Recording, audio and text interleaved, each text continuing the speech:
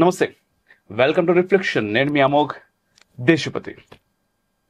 ఈరోజు రా టాక్స్లో భాగంగా మీకు చాలా చాలా చాలా అద్భుతమైనటువంటి ఒక వ్యక్తిని పరిచయం చేయబోతున్నాను. దాదాపుగా రిఫ్లెక్షన్ ఛానల్ మొదలుపెట్టినప్పటి నుంచి ఈ ఇంటర్వ్యూ కోసం నేను వెయిట్ చేస్తున్నాను. ఒక రకంగా చెప్పాలంటే రిఫ్లెక్షన్ ఛానల్ కంటే ముందు నుంచే నేను వెయిట్ చేస్తున్నాను. ఫైనల్లీ ఆ రోజు వచ్చింది. వారిని నేను మీకు పరిచయం చేయబోయే ముందు ఒక చిన్న సంఘటన చెప్పాలి. నా జీవితంలో జరిగింది.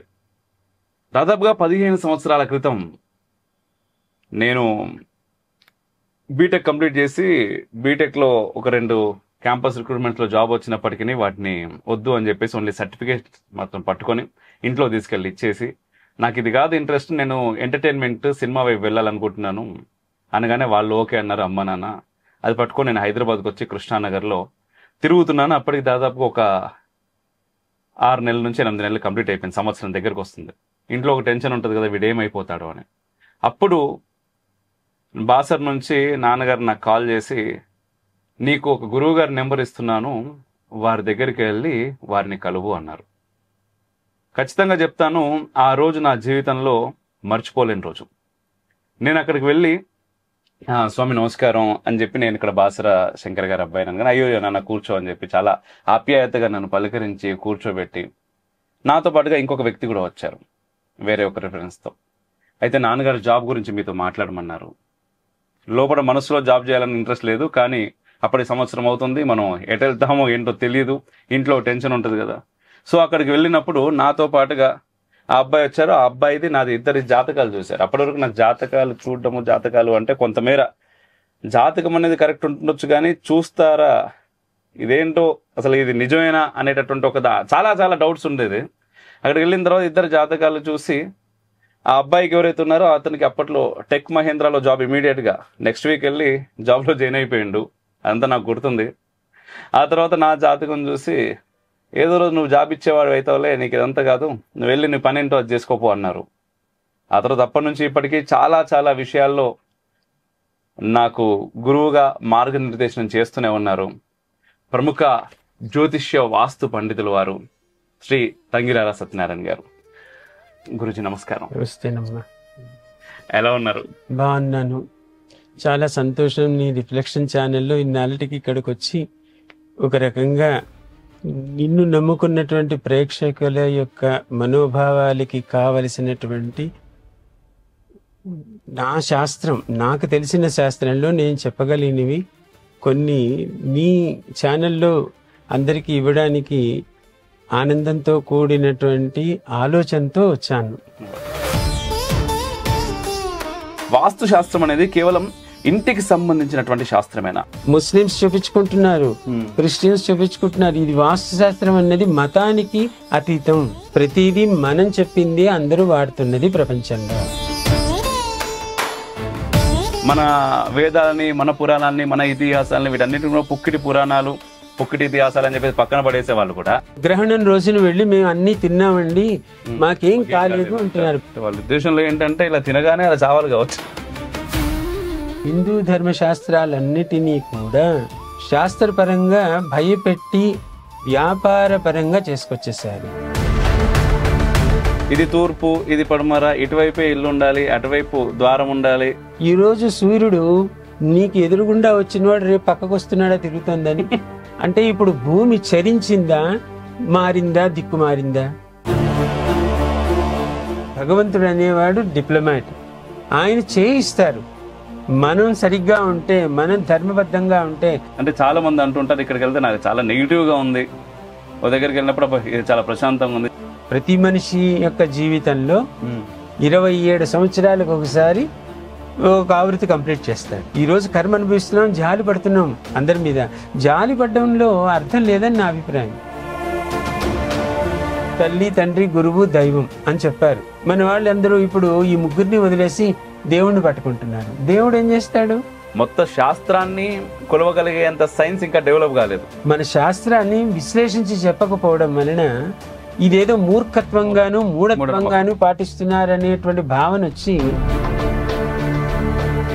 ఒక జీవితం మొత్తం కలిపితే ఒక ఇల్లు కట్టుకోవడం చాలా కష్టం. కొంతమంది ఏంటంటే చాలా నిర్దాక్షిణ్యంగా ఇది కూల్చాల్సిందే, కూల్చి వేరేది కట్టుకోవాలి. మరి నన్ను తీసుకెళ్లారు కాబట్టి నేను ఆ గృహంలో ఏదో ఒక దోషం ఉందని చెప్పాలి, లేకపోతే వాడికి సంతృప్తి కలగదు.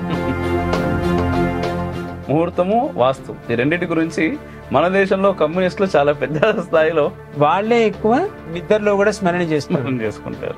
వాళ్ళలో ఉన్న అహాన్ని కప్పపుచ్చుకోవడానికి అంతే. అంటే స్పిరిచువాలిటీ అంటే రోజు గుడికెళ్ళి వచ్చేస్తే వాడు భక్తుడు అనడానికి లేదు. ప్రతి అక్షరానికి, ప్రతి పదానికి జ్యోతిష్యంలో కానీ, వాస్తులో కానీ, ముహూర్తాల్లో కానీ ఏ శాస్త్రం మీరు తీసుకున్నా సైంటిఫిక్ గానే ఉంది. ముఖ్యంగా చాలా చాలా ధన్యవాదాలు. ఎందుకంటే నాకు తెలుసు ఇన్ని సంవత్సరాల్లో చాలా ఛానల్స్ మీ దగ్గరికి వస్తూ ఉంటాయి. మా దగ్గరికి ఒకసారి రండి, మా దగ్గర ఒకసారి కూర్చోండి, చెప్పండి, ఇంటర్వ్యూ ఇవ్వండి, మాట్లాడండి అని.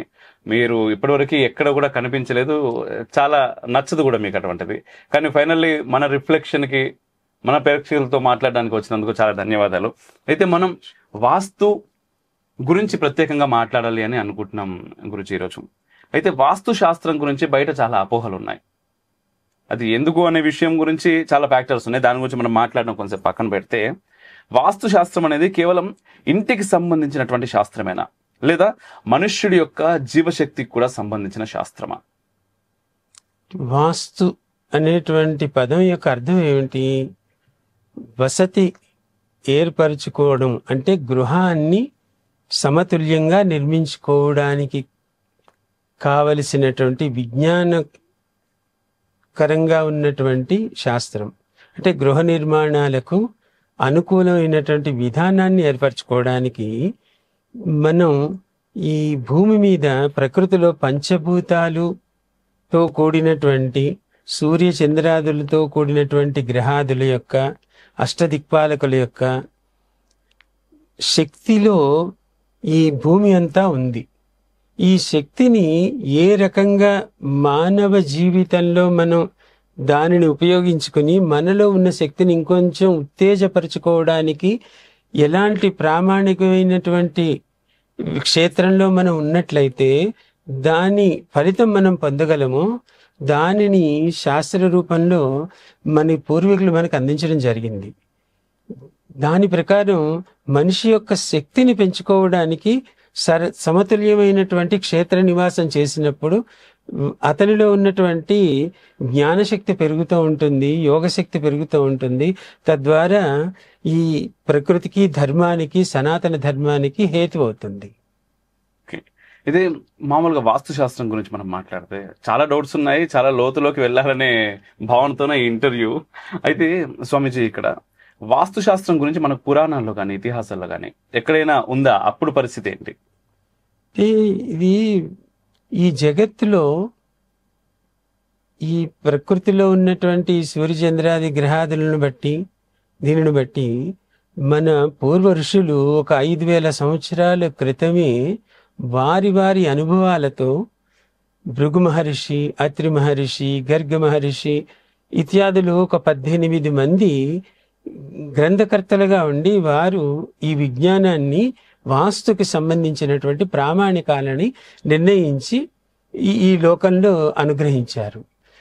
ఆ పరంపరలో గర్గ మహాముని పరాశరుడికి ఈ విద్యని ఇవ్వడం, తద్వారా మయుడు అలాగే చాలామంది ఆ తర్వాత నుంచి దాన్ని అవలంబించడం, ఆ రహస్యాలను తెలుసుకొని వాటిని మానుష్య జాతి విశేషమైనది కాబట్టి జగత్తులో వాళ్ళకి ఈ జ్ఞాన సంపదని ఉపయోగించి సరి అయినటువంటి గృహంలో నివసించి జ్ఞాన సంపత్తిని పొందగలరని విశ్వాసంతో ఆ మహాత్ములు ఏర్పరిచినటువంటి శాస్త్రమే వాస్తుశాస్త్రం.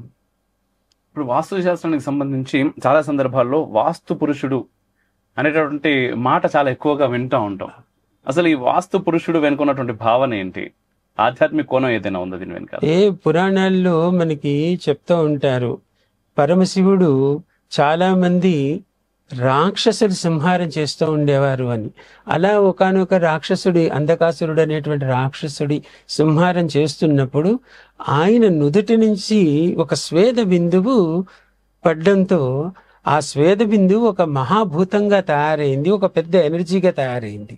ఆ శక్తిని తట్టుకోలేక దేవతలు బ్రహ్మగారిని వెళ్ళి శరణ కోరినప్పుడు బ్రహ్మగారు ఏమన్నారు, "ఓ పని చేయండి, దాన్ని తలకిందులుగా చేసి అధపాతాళానికి నొక్కేయండి" అన్నారు. అంటే భూమి మీదకి నొక్కేయండి అన్నారు. అలా నొక్కేస్తున్నప్పుడు ఆ భూతం జ్ఞానం కలిగి బ్రహ్మదేవుణ్ణి బాగా ధ్యానం చేసినప్పుడు ఆయన కరుణించి, ఇది శివుడి యొక్క శ్వేత బిందువు నుంచి రాలినటువంటి భూతం కాబట్టి దాని యొక్క ప్రార్థనను మన్నించి నువ్వు వాస్తు పురుషుడిగా భూలోకం యందు సంచారం చెయ్యి అని చెప్పడం, ఆ భూతం మీద కూర్చున్నటువంటి దేవతలు ఇంద్రాది దేవతలందరినీ కూడా తలోక దిక్కుకి వాళ్ళని ఆ శరీరం మీదనే ఉండబెట్టి వాళ్ళందరినీ కూడా స్థానం కల్పించి భూమికి ఒక వాస్తు పురుషుడు అనేటువంటి ఒక మహాత్ముడిని శివుడు పరోక్షంగా అందించారు. అంటే చెప్పచ్చు, వాస్తు పురుషుడు అంటే పరోక్షంగా శివుడి యొక్క అంశ అని చెప్పచ్చు కదా. ఆ శివ అంశ రుద్ర రూపంలో ఉన్నటువంటి శివుడు ఈ భూమి మీద నివసించు ఈ మానవాళికి ఒక రకమైనటువంటి ధర్మాన్ని ఆచరణ చేయించడానికై అలాంటి మహాత్ములు ఋషులు వాళ్ళు జ్ఞానంతో కూడినటువంటి వాస్తుశాస్త్రాన్ని ఈ వాస్తు పురుషుడి ముఖంగా దాన్ని ఇక్కడ మనం అందరం అవలంబిస్తున్నాం. అయితే ఇప్పుడు భూమిపైకి వాస్తు పురుషుడు వచ్చారు అని చెప్తున్నారు. అయితే ఈ భూమి అన్నప్పుడు భారత్తో పాటు అన్ని దేశాలు వస్తాయి, సముద్రాలు, ఎవ్రీథింగ్ ఉంటుంది. అయితే ఈ వాస్తు శాస్త్రం అనేది కేవలం భారతదేశానికి మాత్రమే సంబంధించిందా, లేదా మిగిలినటువంటి సివిలైజేషన్స్ కూడా ఈ వాస్తుతో ఏదైనా లింక్ ఉందా? అంటే ప్రామాణికం చెప్పాలి అంటే సూర్యచంద్రుడు మనకి దిక్కు ప్రామాణికం. సూర్యుడు ఉదయిస్తున్నాడు అంటే దాన్ని తూర్పుగా నిర్ణయించాం, అభిముఖంగా పశ్చిమంగా నిర్ణయించాం, దక్షిణం వైపు అని ఒకవైపు, ఉత్తరం వైపు అని నిర్ణయించాం. ఇది సూర్యుడు ఎక్కడ ప్రసరించినా కూడా ఇదైతే ప్రామాణికం ప్రపంచవ్యాప్తంగా తీసుకుంటున్నారు కదా. ఇది తీసుకున్నప్పుడు ఈ ఎనర్జీస్ ఏవైతే ఈ శక్తులన్నీ కూడా అష్టదిక్కుల్లోనూ అష్ట దిక్పాలకుల యొక్క శక్తి అన్ని చోట్ల ప్రసరింపజేయబడుతుంది. కాలమాన ప్రకారంలో సనాతనంగా వచ్చింది ఒక భారత భూమి. ఈ భరత భూమికి అన్ని ఉండేవి కలిసి భూమి అంతా కూడా ఏకంగా ఒకటే ఉండేది అనేది ఒక ప్రామాణికం చెప్తూ ఉంటారు పూర్వీకులు.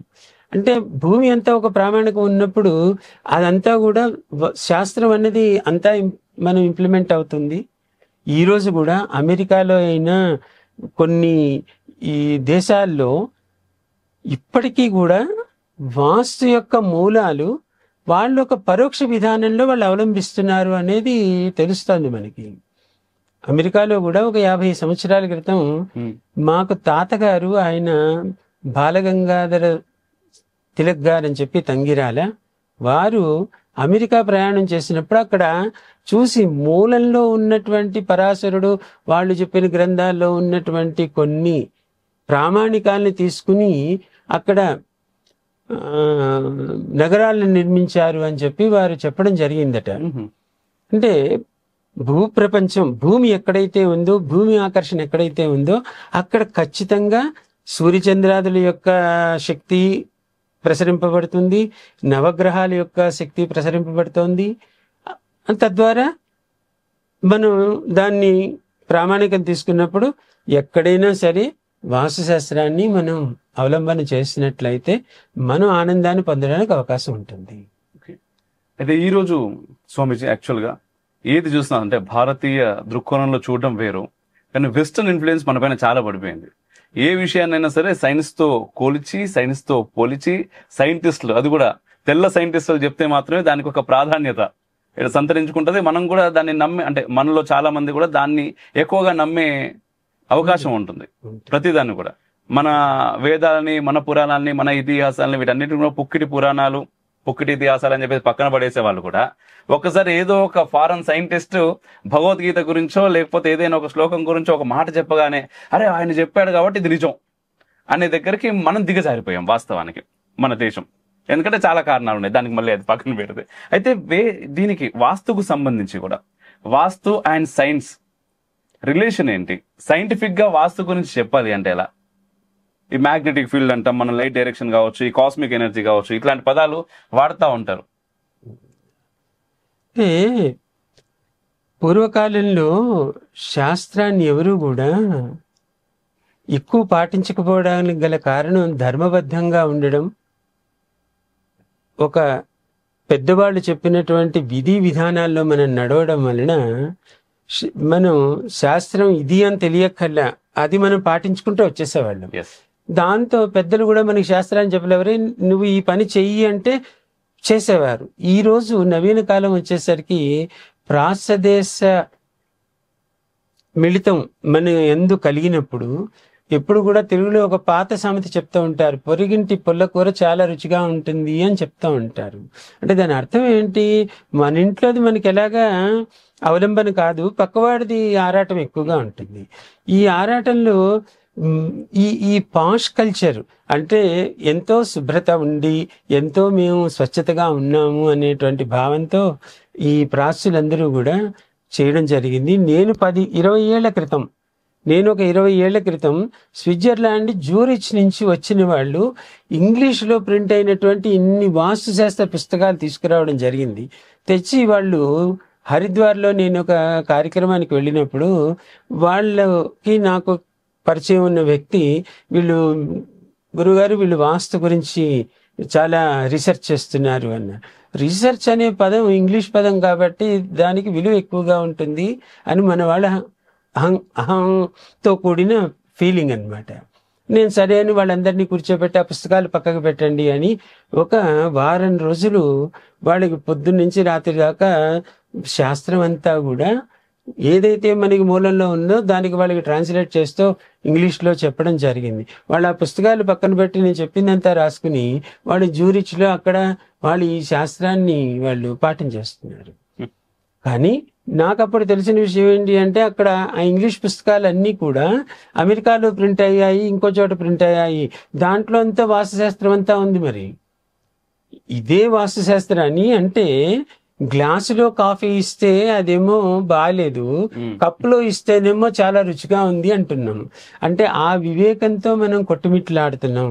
ఈరోజు రేపు ఫారినర్స్, సౌత్ ఆఫ్రికన్ ఒక ఆయన అడ్వకేట్ శాన్ ఫ్రాన్సిస్కోలో, అతను నేను జ్యోతిష్యం చెప్పినప్పుడు అతని విషయాలని ద్వాదశ భావాలు చెప్పిన తర్వాత అతను అమెరికా నుంచి అతని స్నేహితుడితో పాటు నన్ను చూడడానికి ఇండియాకు వచ్చాడు. అతను సౌత్ ఆఫ్రికా, అతను అమెరికాలో ఉన్నాడు.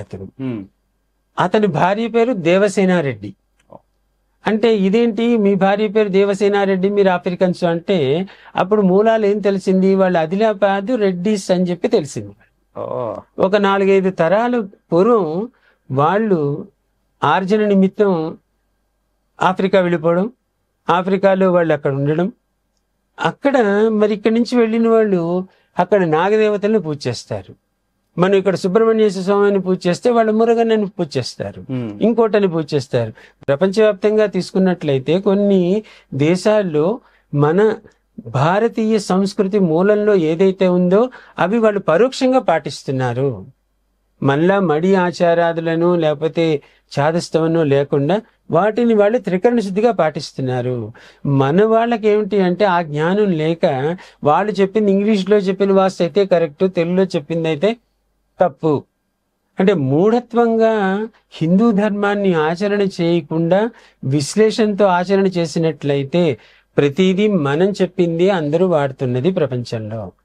ఇది అర్థం చేసుకుని మన భారతీయులు కానీ మన సంస్కృతికి ఉన్నటువంటి వాళ్ళు కానీ ప్రాచుర్యం చేసినట్లయితే ఇది ఎంతో బాగుంటుంది. కానీ మన దురదృష్టవశాత్తు ఏం జరుగుతోంది అంటే మాలాంటి వాళ్ళు కానీ యతీశ్వరులు కానీ వీళ్ళు ఎవరు కూడా దీని యందు ఎవరు కూడా ప్రామాణికం పెట్టుకోవట్లేదు. హిందూ ధర్మంలో, సనాతన ధర్మంలో ఈ శాస్త్రాలన్నిటికీ ఒక రకమైన విలువనిచ్చి వాటిలో ఉన్నటువంటి రహస్యాన్ని మనం విశ్లేషించి తెలుసుకున్నప్పుడు అందరికీ అది అవగతం అవుతుంది కదా. అంతే. అందుకని ఇక్కడ మనం ప్రార్థ కర్మ అది ఏం చేస్తాం, హిందూ ధర్మం పుట్టిన చోటే విలువ లేదు. ప్రాచ్య దేశాల్లో ఈ రోజుకి చాలా మంది వాస్తు చూపించుకుంటున్నారు. Muslims చూపించుకుంటున్నారు, Christians చూపించుకుంటున్నారు. ఇది వాస్తుశాస్త్రం అనేది మతానికి అతీతం, కులానికి అతీతం. ఇది శాస్త్రం అంటే సైన్స్ అని అర్థం కదా.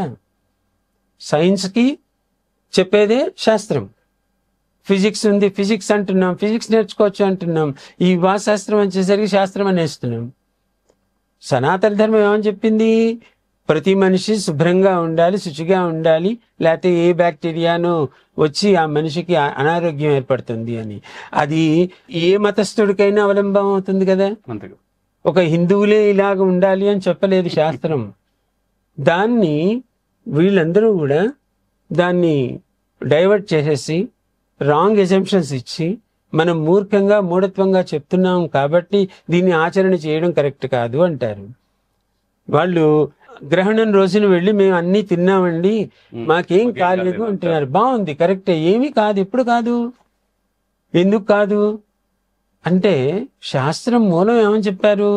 ఎప్పుడైతే ఆ సూర్యగ్రహణం చంద్రగ్రహణం పడుతున్నప్పుడు మన శరీర మెటబాలిజంకి ఆ రేస్ కనుక పడినప్పుడు విషపూరితం అవుతాయి. కాబట్టి మనం తినేటప్పుడు అరుగుదల జరుగుతున్నప్పుడు ఆ విషపూరితమైనటువంటి శక్తి మనలో ప్రవహించి మన బుద్ధి యందు రాక్షసత్వాన్ని రజోతత్వాన్ని కల్పిస్తుంది. కాబట్టి ఆ సమయంలో మనం ఆహార నియమాలను పాటించినట్లయితే అది ఆరోగ్యానికి హేతు అవుతుంది, తద్వారా మానసిక ఉల్లాసం ఉంటుంది అని చెప్పారు. అక్కడ తిన్న వాళ్ళు బాగానే ఉంటారు. ఆ కొన్ని రోజుల తర్వాత వాళ్ళకి ఈ రజోతత్వమైన రాక్షసత్వమైనటువంటి ఎసెంటిక్ ప్రాబ్లమ్స్ వస్తూ ఉంటాయి. ఆ ప్రాబ్లమ్స్ పైకి చెప్పరు. మళ్ళీ అక్కడ మళ్ళీ భేషజం, అయ్యో ఆ రోజు నేను ఇలా తిన్నాను నాకు ఈ రోగం వచ్చిందని చెప్పుకుంటే అప్రతిష్ట అవుతుంది అని. వాళ్ళ ఉద్దేశంలో ఏంటంటే ఇలా తినగానే అలా చావాలి కావచ్చు. ఎవరు చావరు. ప్రకృతి ధర్మం చాలా సరళమైనది. వెంకటేశ్వర స్వామి గుడిలో అంతమంది అనేక రకాలుగా ఉన్నా కూడా ఓర్పుతో సహనంతో స్వామివారు కొన్ని సంవత్సరాలు చూసి ఇంకా వాడు పరిధి దాడితే శిక్షను విధిస్తాడు తప్ప, ఒక తల్లి ఒక 4 సార్లు 5 సార్లు పిల్లాడి తప్పుని క్షమిస్తూ 6వసారి గట్టిగా వాడిని మందలిస్తుంది. అలాగే శాస్త్ర ధర్మాలు కూడా అంతే కదా. కరోనా వచ్చినప్పుడు అన్ని వాడుకున్నాం కదా. మనం చేతులు కడుక్కోవాలన్నారు, కావలించుకోకూడదు అన్నారు. మన హిందూ ధర్మం ఏమని చెప్పింది? ఆడపిల్లని కానీ ఏ మనిషి కూడా ఒకళ్ళు ఎప్పుడు కూడా స్పర్శ ఎక్కువ చేసుకోకూడదు, అది వల్ల నెగటివ్ ఎనర్జీ అన్నారు. మరి కరోనా వచ్చి ఆ బుద్ధి నేర్పినా అది మళ్ళీ మామూలు అయిపోయింది కదా. అద్భుతం స్వామి. అయితే ఈ రోజు నార్మల్గా చాలా వాస్తు విషయంలో చాలా ఎక్కువగా నాకు వినిపించేటటువంటి ఒక మాట ఏంటి అంటే, భూమి తిరుగుతూ ఉంటది కదా, తన చుట్టూ తను తిరుగుతూ ఉంటది. అట్లాంటప్పుడు ఇది తూర్పు, ఇది పడమర, ఇటువైపే ఇల్లు ఉండాలి, అటువైపు ద్వారం ఉండాలి అని చెప్పేసి ఏముంటది? ఈ రోజు అర్బన్ ఏరియాస్ ఇంతగానం పెరుగుతున్నప్పుడు, ఈ అపార్ట్మెంట్ కల్చర్ పెరుగుతున్నప్పుడు ఇదే కావాలి, ఇలాగే ఉండాలి అంటే ఎలా? అసలు మేము లేమా, మేము ఉండట్లేదా అనే మాటలు కొంతమంది మాట్లాడుతూ ఉంటారు. దీన్ని మనం ఎలా చూడవచ్చు? కరెక్టే, భూమి గుండ్రంగా తిరుగుతోంది, కరెక్టే. అంటే ఈరోజు సూర్యుడు నీకు ఎదురుగుండా వచ్చినవాడు రేపు పక్కకు వస్తున్నాడా తిరుగుతుందని? అనాదిగా 100 సంవత్సరాల వృద్ధుణ్ణి తీసుకొచ్చి, నాయన నువ్వు ఉన్న ఇంటికి సూర్యుడు ఎటు వస్తున్నాడయ్యా అని అడిగితే ఆయన కూడా 100 సంవత్సరాల నుంచి నేను ఇటే చూశానయ్యా సూర్యుడిని అంటున్నాడు.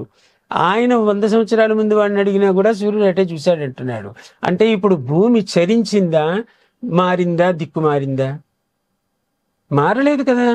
మారినట్లయితే వారు అన్నట్లుగా మనం భూమి గుండ్రంగా తిరిగినప్పుడు ఈరోజు తూర్పు ఇటు వస్తే రేపు ఇటు రావాలి కదా. లేదు, అక్కడ స్థిరంగానే ఉంది. అది భూమి ఆకర్షణ శక్తితో కూడుకున్నది కాబట్టి అది ఇలాగే తిరుగుతోంది. కాబట్టి భూమి ఆ తిరిగిన 24 గంటలు ఇలా తిరిగి వచ్చి మళ్ళీ సూర్యుడు ఇటు వస్తున్నాడు. ఆ సూర్యుడు కిందకి పశ్చిమాన్ని వెళ్తూ ఆ కింద భాగానికి వెళ్తునిస్తున్నాడు. ఆయన 24 గంటల్లో 12 గంటలు సుమారు మనకి, మిగతా వాళ్ళకి అలాగా ఆయన పంచుకొని ప్రకృతిని ఆయన తిరుగుతున్నారు కదా సూర్యచంద్రాదులు. అలాంటప్పుడు మార్పు ఉంది అని ఎట్లా అనుకుంటాం? మార్పు లేదు కదా. అక్కడ సూర్యుడు ఏ రోజు ఇక్కడే ఉన్నాడు. ఆ సూర్యుడు ఉన్న దిక్కుని మనం ప్రామాణికం చేసుకున్నప్పుడు ఇంకా భూమి తిరుగుతోంది కాబట్టి వాస్తు లేదు అని చెప్పడానికి లేదు కదా. Yes, స్వామిజీ. వారు అన్నది మనం ఏకీపిద్దాం. ఎప్పుడు ఈ రోజు సూర్యుడు ఇక్కడ కనపడితే రేపు మన ఇంటి గుమ్మానికి అటు కనపడేటప్పుడు. కాబట్టి అది తప్పు, అది కాదు. చెప్పింది ఏమిటి అంటే ప్రకృతిలో పంచభూతాలు ఏవైతే ఉన్నాయో ఇవన్నీ కూడా వాటి ధర్మ నిర్వహణ, వాటి యొక్క శక్తిని భూమి మీద ప్రజ్వలింపజేస్తూనే ఉంటాయి. సూర్యుడు వస్తేనే సూర్యుడి కాంతి మనకి వెచ్చదనాన్ని ఇస్తుంది. చంద్రుడు వస్తేనే చంద్రుడి యొక్క చల్లటి కాంతిని మన యందు ప్రసరణ చేస్తున్నాడు. ఇలాగా ప్రతి అన్నీ కూడా అన్ని దిక్కులు, అష్టదిక్కులు కూడా మంచివే. అష్టదిక్కుల్లో నుంచి కూడా కొన్ని శక్తులు మనకి ఆపాదించబడుతూ ఉంటాయి. వాటి ద్వారా మన యొక్క జ్ఞాన సంపత్తి పెరుగుతూ ఉంటుంది. ఓకే, అయితే ఇక్కడ అష్టదిక్కులు అన్ని కూడా మంచి అన్నారు కదా మీరు. చాలా మందిలో ఏంటంటే ఈస్ట్ ఫేసింగ్, అంటే ఇప్పుడు అపార్ట్మెంట్స్, రియల్ ఎస్టేట్ కల్చర్ విపరీతంగా పెరిగింది కాబట్టి ఎవరైనా ఇది పూర్తి స్థాయిలో వాస్తుతో కూడుకున్నటువంటి బిల్డింగ్ దీంట్లో అనగానే ఫస్ట్ ఈస్ట్ ఫేసింగ్ దానికి పైసలు ఎక్కువ అని వాళ్ళు చెప్తా ఉంటారు. అదేనండి వచ్చిన మన దౌర్భాగ్యం ఏంటంటే హిందూ ధర్మశాస్త్రాలన్నిటినీ కూడా వ్యాపార పరంగా చేసుకొచ్చేసారు. శాస్త్రపరంగా భయపెట్టి మనుషులని భీతి కల్పించి మనుషులకి వాళ్ళకి కన్ఫ్యూజన్ ఏర్పాటు చేసి సరేలే మనం ఇటు తీసుకోకపోతే గనుక మనకి ఏం ఉపద్రవం వస్తుందో అనేటువంటి ఇన్సెక్యూర్డ్ ఫీలింగ్ తో చేస్తున్నారు. కానీ అష్టదిక్కులు కూడా మంచివే. తూర్పు దక్షిణం అంటే పూర్వం శాస్త్రం చెప్పిన మాట ఏంటంటే ఏ దిక్కు ఎవరికి మంచిదయ్యా అనే ప్రశ్న వేసినప్పుడు నామ ప్రథమాక్షరాన్ని బట్టి దిక్కు నిర్ణయం చేయమని చెప్పి వాస్తుశాస్త్రంలో చెప్తున్నారు. అంటే నామం యొక్క ప్రథమాక్షర నిర్ణయాన్ని బట్టి ఆ దిక్కు నిర్ణయం అయినప్పుడు ఒకడికి యారా లేవా అని చెప్పినప్పుడు దక్షిణ దిక్కు కూడా చాలా ఉపయోగం ఉంటుంది, పశ్చిమం దిక్కు ఉపయోగపడుతుంది. సదిక్కులు అంటారు వీటిని, తూర్పు పడమర దక్షిణ ఉత్తరాల్ని సదిక్కులు అంటారు. ఆగ్నేయం, నైరుతి, వాయువ్యం, ఈశాన్యం, ఈ నాలుగిటిని విదిక్కులు అంటారు. ఈ దిక్కుల్లో ఈ సదిక్కుల్లో మనం చూసుకున్నప్పుడు, విదిక్కుల్లో చూసుకున్నప్పుడు మన నామ ప్రథమాక్షరానికి ఏదైతే సరిపోతుందో ఆ దిక్కును నిర్ణయం చేసుకోవచ్చు. ఒక తూర్పే తీసుకోమని చెప్పలేదు. తూర్పులో ఉన్న వాళ్ళు, ఇబ్బందులు పడిన వాళ్ళు కోటాను కోట్లు ఉన్నారు. అదే అంటూ ఉంటారు చాలా మంది కూడా. తూర్పులోనే ఉండమని చెప్పి శాస్త్రం ఎక్కడా చెప్పలేదు. శాస్త్రం చెప్పింది ఏమిటి అంటే స్థల నిర్ణయం చేయమంది. పూర్వం ఈ అపార్ట్మెంట్ కల్చర్లు ఇవన్నీ ఇప్పుడు వచ్చిన తర్వాత వాస్తు ఏమిటి అనే ప్రామాణికం, అది కరెక్ట్ పాయింటే మాట్లాడుతున్నాం. రీజనింగ్ అయితే ఇవ్వలేకపోవచ్చు అని అనుకుంటారు, కానీ దానికి శాస్త్రధర్మం ఇది. ఈ వాస్తు శాస్త్రాన్ని కనిపెట్టినప్పుడు ఆ మహర్షులకి ఇలాంటి పెద్ద పెద్ద అపార్ట్మెంట్లు కడతారు, ఇలా ఉంటాయి, బాత్రూమ్లు ఇంట్లో పెట్టుకుంటారు, టాయిలెట్స్ ఇంట్లో పెట్టుకుంటారు అనేది అప్పుడు శాస్త్ర ప్రామాణికంలో లేదు. ఆ రోజుల్లో ఏమిటి అంటే వాస్తుశాస్త్రం ఎలా ఇంప్లిమెంట్ చేసేవారంటే ఒక మయుడైనా విశ్వకర్మ అయినా వాళ్ళని ఎక్స్పర్ట్స్ని వాళ్ళు ఒక ఆర్కిటెక్చరల్గా తీసుకుంటారు. వాళ్ళని ఒక ఇంజనీర్గా పెట్టుకుని ఓ నగరాన్ని నిర్మించాలి. ఇప్పుడు అమరావతి అనేటువంటి నగరాన్ని నిర్మించడానికి ఆంధ్రప్రదేశ్ ప్రభుత్వం కొత్త నగరాన్ని నిర్మిస్తోంది. ఈ నగర నిర్మాణం పూర్వం రోజుల్లో ఎలా ఉండేది? ఇప్పుడంటే మోడర్న్ సైన్స్ వచ్చింది కాబట్టి ఆ మోడర్న్ సైన్స్లో మ్యాగ్నెట్లు ఉపయోగించుకుని చేస్తున్నారు. పూర్వం రోజుల్లో అలా ఉండేది కాదు. సూర్యుడి యొక్క ప్రామాణికాన్ని బట్టి ఉత్తరాయణంలో వచ్చే సూర్యుడి యొక్క గమనాన్ని బట్టి తూర్పు పడమరలు నిర్ణయించి దానిని బట్టి నగర నిర్మాణం చేసేవారు. రహదారులు కానీ, గృహ నిర్మాణానికి అనుకూలమైనటువంటి క్షేత్రాన్ని కానీ ఇది నగర వాస్తు అంటారు. నగరానికి ఒక వాస్తు క్రియేషన్ చేసి దానిని బట్టి ఇక్కడ గృహాలు ఉండాలి, ఇక్కడ ఇవి ఉండాలి, అక్కడ ఇవి ఉండాలి. బహిర్భూములు అనేవారు బాత్రూమ్ని, టాయిలెట్లని, వాటిని ఎటువైపు ఉండాలి, శ్మశానం ఎటువైపు ఉండాలి, గుడిలు ఎలా ఉండాలి, ఇవన్నీ పెడుతూ అక్కడ గుడి కట్టినప్పుడు గుడికి ఒక 4 వైపులా మనకి మహాగోపురాలు పెట్టేవారు. ఆ గోపుర పరిమాణం ఎంతుందో అది దాటి ఏ సౌధం ఉండకూడదు అని చెప్పి నియమం ఉండేది. ఇక్కడ ఈ నగరం ఉంది, ఈ నగరంలో ఈ గుడికి ఒక 50 అడుగులు హైట్ దాకా మనకి రాజగోపురం ఉంది అని అనుకుంటే ఆ 50 అడుగుల లోపలే గృహ నిర్మాణాలు ఉండాలి, కానీ దాని దాటి ఉండకూడదు. అది శాస్త్రం. కానీ ఈ రోజుల్లో మరి దాన్ని అవలంబించడానికి ఎక్కడ కుదరటం లేదు. దానిని వాళ్ళు ప్రామాణికం తీసుకోవటం లేదు. ఏముంది, కడుతున్నాం అంటున్నారు, భూకంపాలు వస్తున్నాయి కదా. ప్రకృతి అన్బ్యాలెన్స్ అవుతోందా లేదా ప్రకృతి? అందుకని అపార్ట్మెంట్ కల్చర్ కూడా ఒక రకంగా తప్పు, కానీ అది దాన్ని తప్పదు, మనం వాడుకోవాల్సి వస్తుంది. అవకాశం అంటే ప్రపంచం ఎలా వెళ్తుందో కలి పురుషుడితో పాటు మనం కూడా అలాగే వెళ్ళాలి. ఇది కాదు అని అన్నట్లయితే అవదు కదా.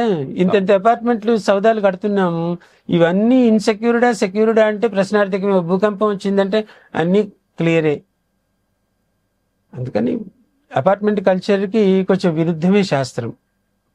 కానీ ఉన్న దాంట్లో కాస్తని మెరుగైన దాన్ని మనం తీసుకోవడం జరుగుతూ ఉంటుంది. సింహద్వార నిర్ణయం కానీ, ఆ సౌధం కట్టినటువంటి క్షేత్ర పరిమితి ఎలా ఉంది, ఆ క్షేత్రం బాగుంది, అలాగే వాళ్ళు కట్టేటప్పుడు వికోణాల్లో కట్టకుండా, అంటే మామూలుగా వాస్తుశాస్త్రం అంతా దీర్ఘ చతురస్రం మీద ఆధారపడి ఉంటుంది.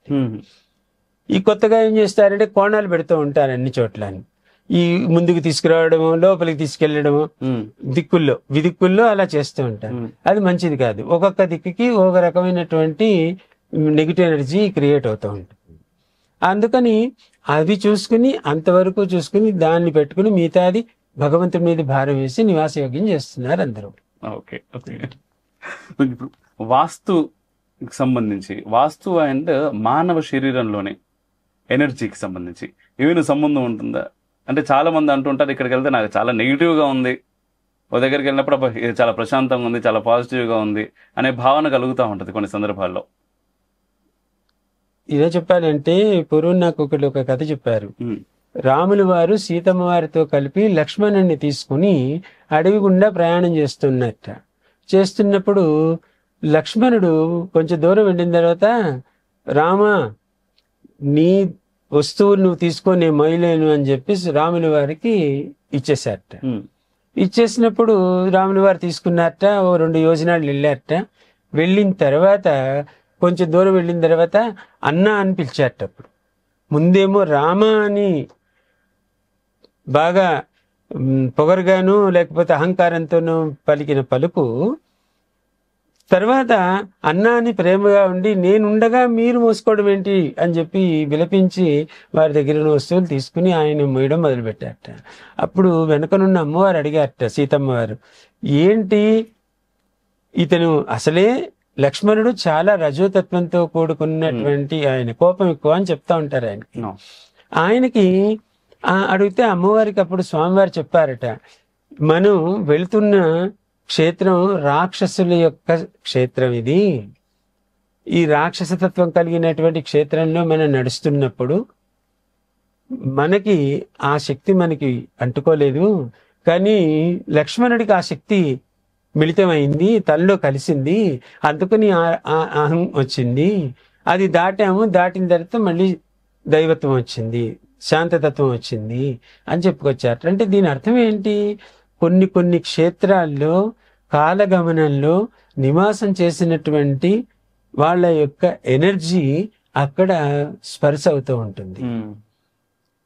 కొన్ని చోట్ల మనం ఎవరైనా సరే, ఇది చూస్తున్న ప్రేక్షకులు కానీ మీరు కానీ, ఒక్కొక్క గృహానికి వెళ్ళినప్పుడు మనకు ఆనందాన్ని ఇస్తూ ఉంటుంది, ఒక్కొక్క గృహానికి వెళ్ళినప్పుడు వేవరింగ్గా ఉంటుంది, అంటే కొంచెం చికాక్గా ఉంటుంది, మనకి ఏదో వెళ్ళిపోవాలనేటువంటి కోరిక కలుగుతూ ఉంటుంది. అంటే ఏంటి దాని అర్థం ఏంటి? మనలో ఉన్న శక్తి అక్కడ క్షేత్ర శక్తికి అనుసంధానం అయితే మనకి ఆనందాన్ని ఇస్తుంది. అదే కనుక అక్కడున్న శక్తి మన శారీరక శక్తికి ప్రతికూలంగా ఉన్నట్లయితే చికాకు వస్తుంది. దీన్ని మనం పరిశీలన చేసుకోవచ్చు, ఎవరికి వాళ్ళు పరిశీలన చేసుకోవచ్చు దీన్ని.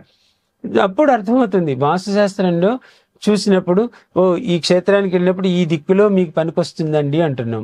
క్షేత్రం యొక్క పరిశీలన చేసినప్పుడు ఇది నివాసయోగ్యమైనది లేదా ప్రతికూలమైనది అని చెప్పుకొస్తున్నాం. దీనిని బట్టి అర్థం ఏమవుతుంది?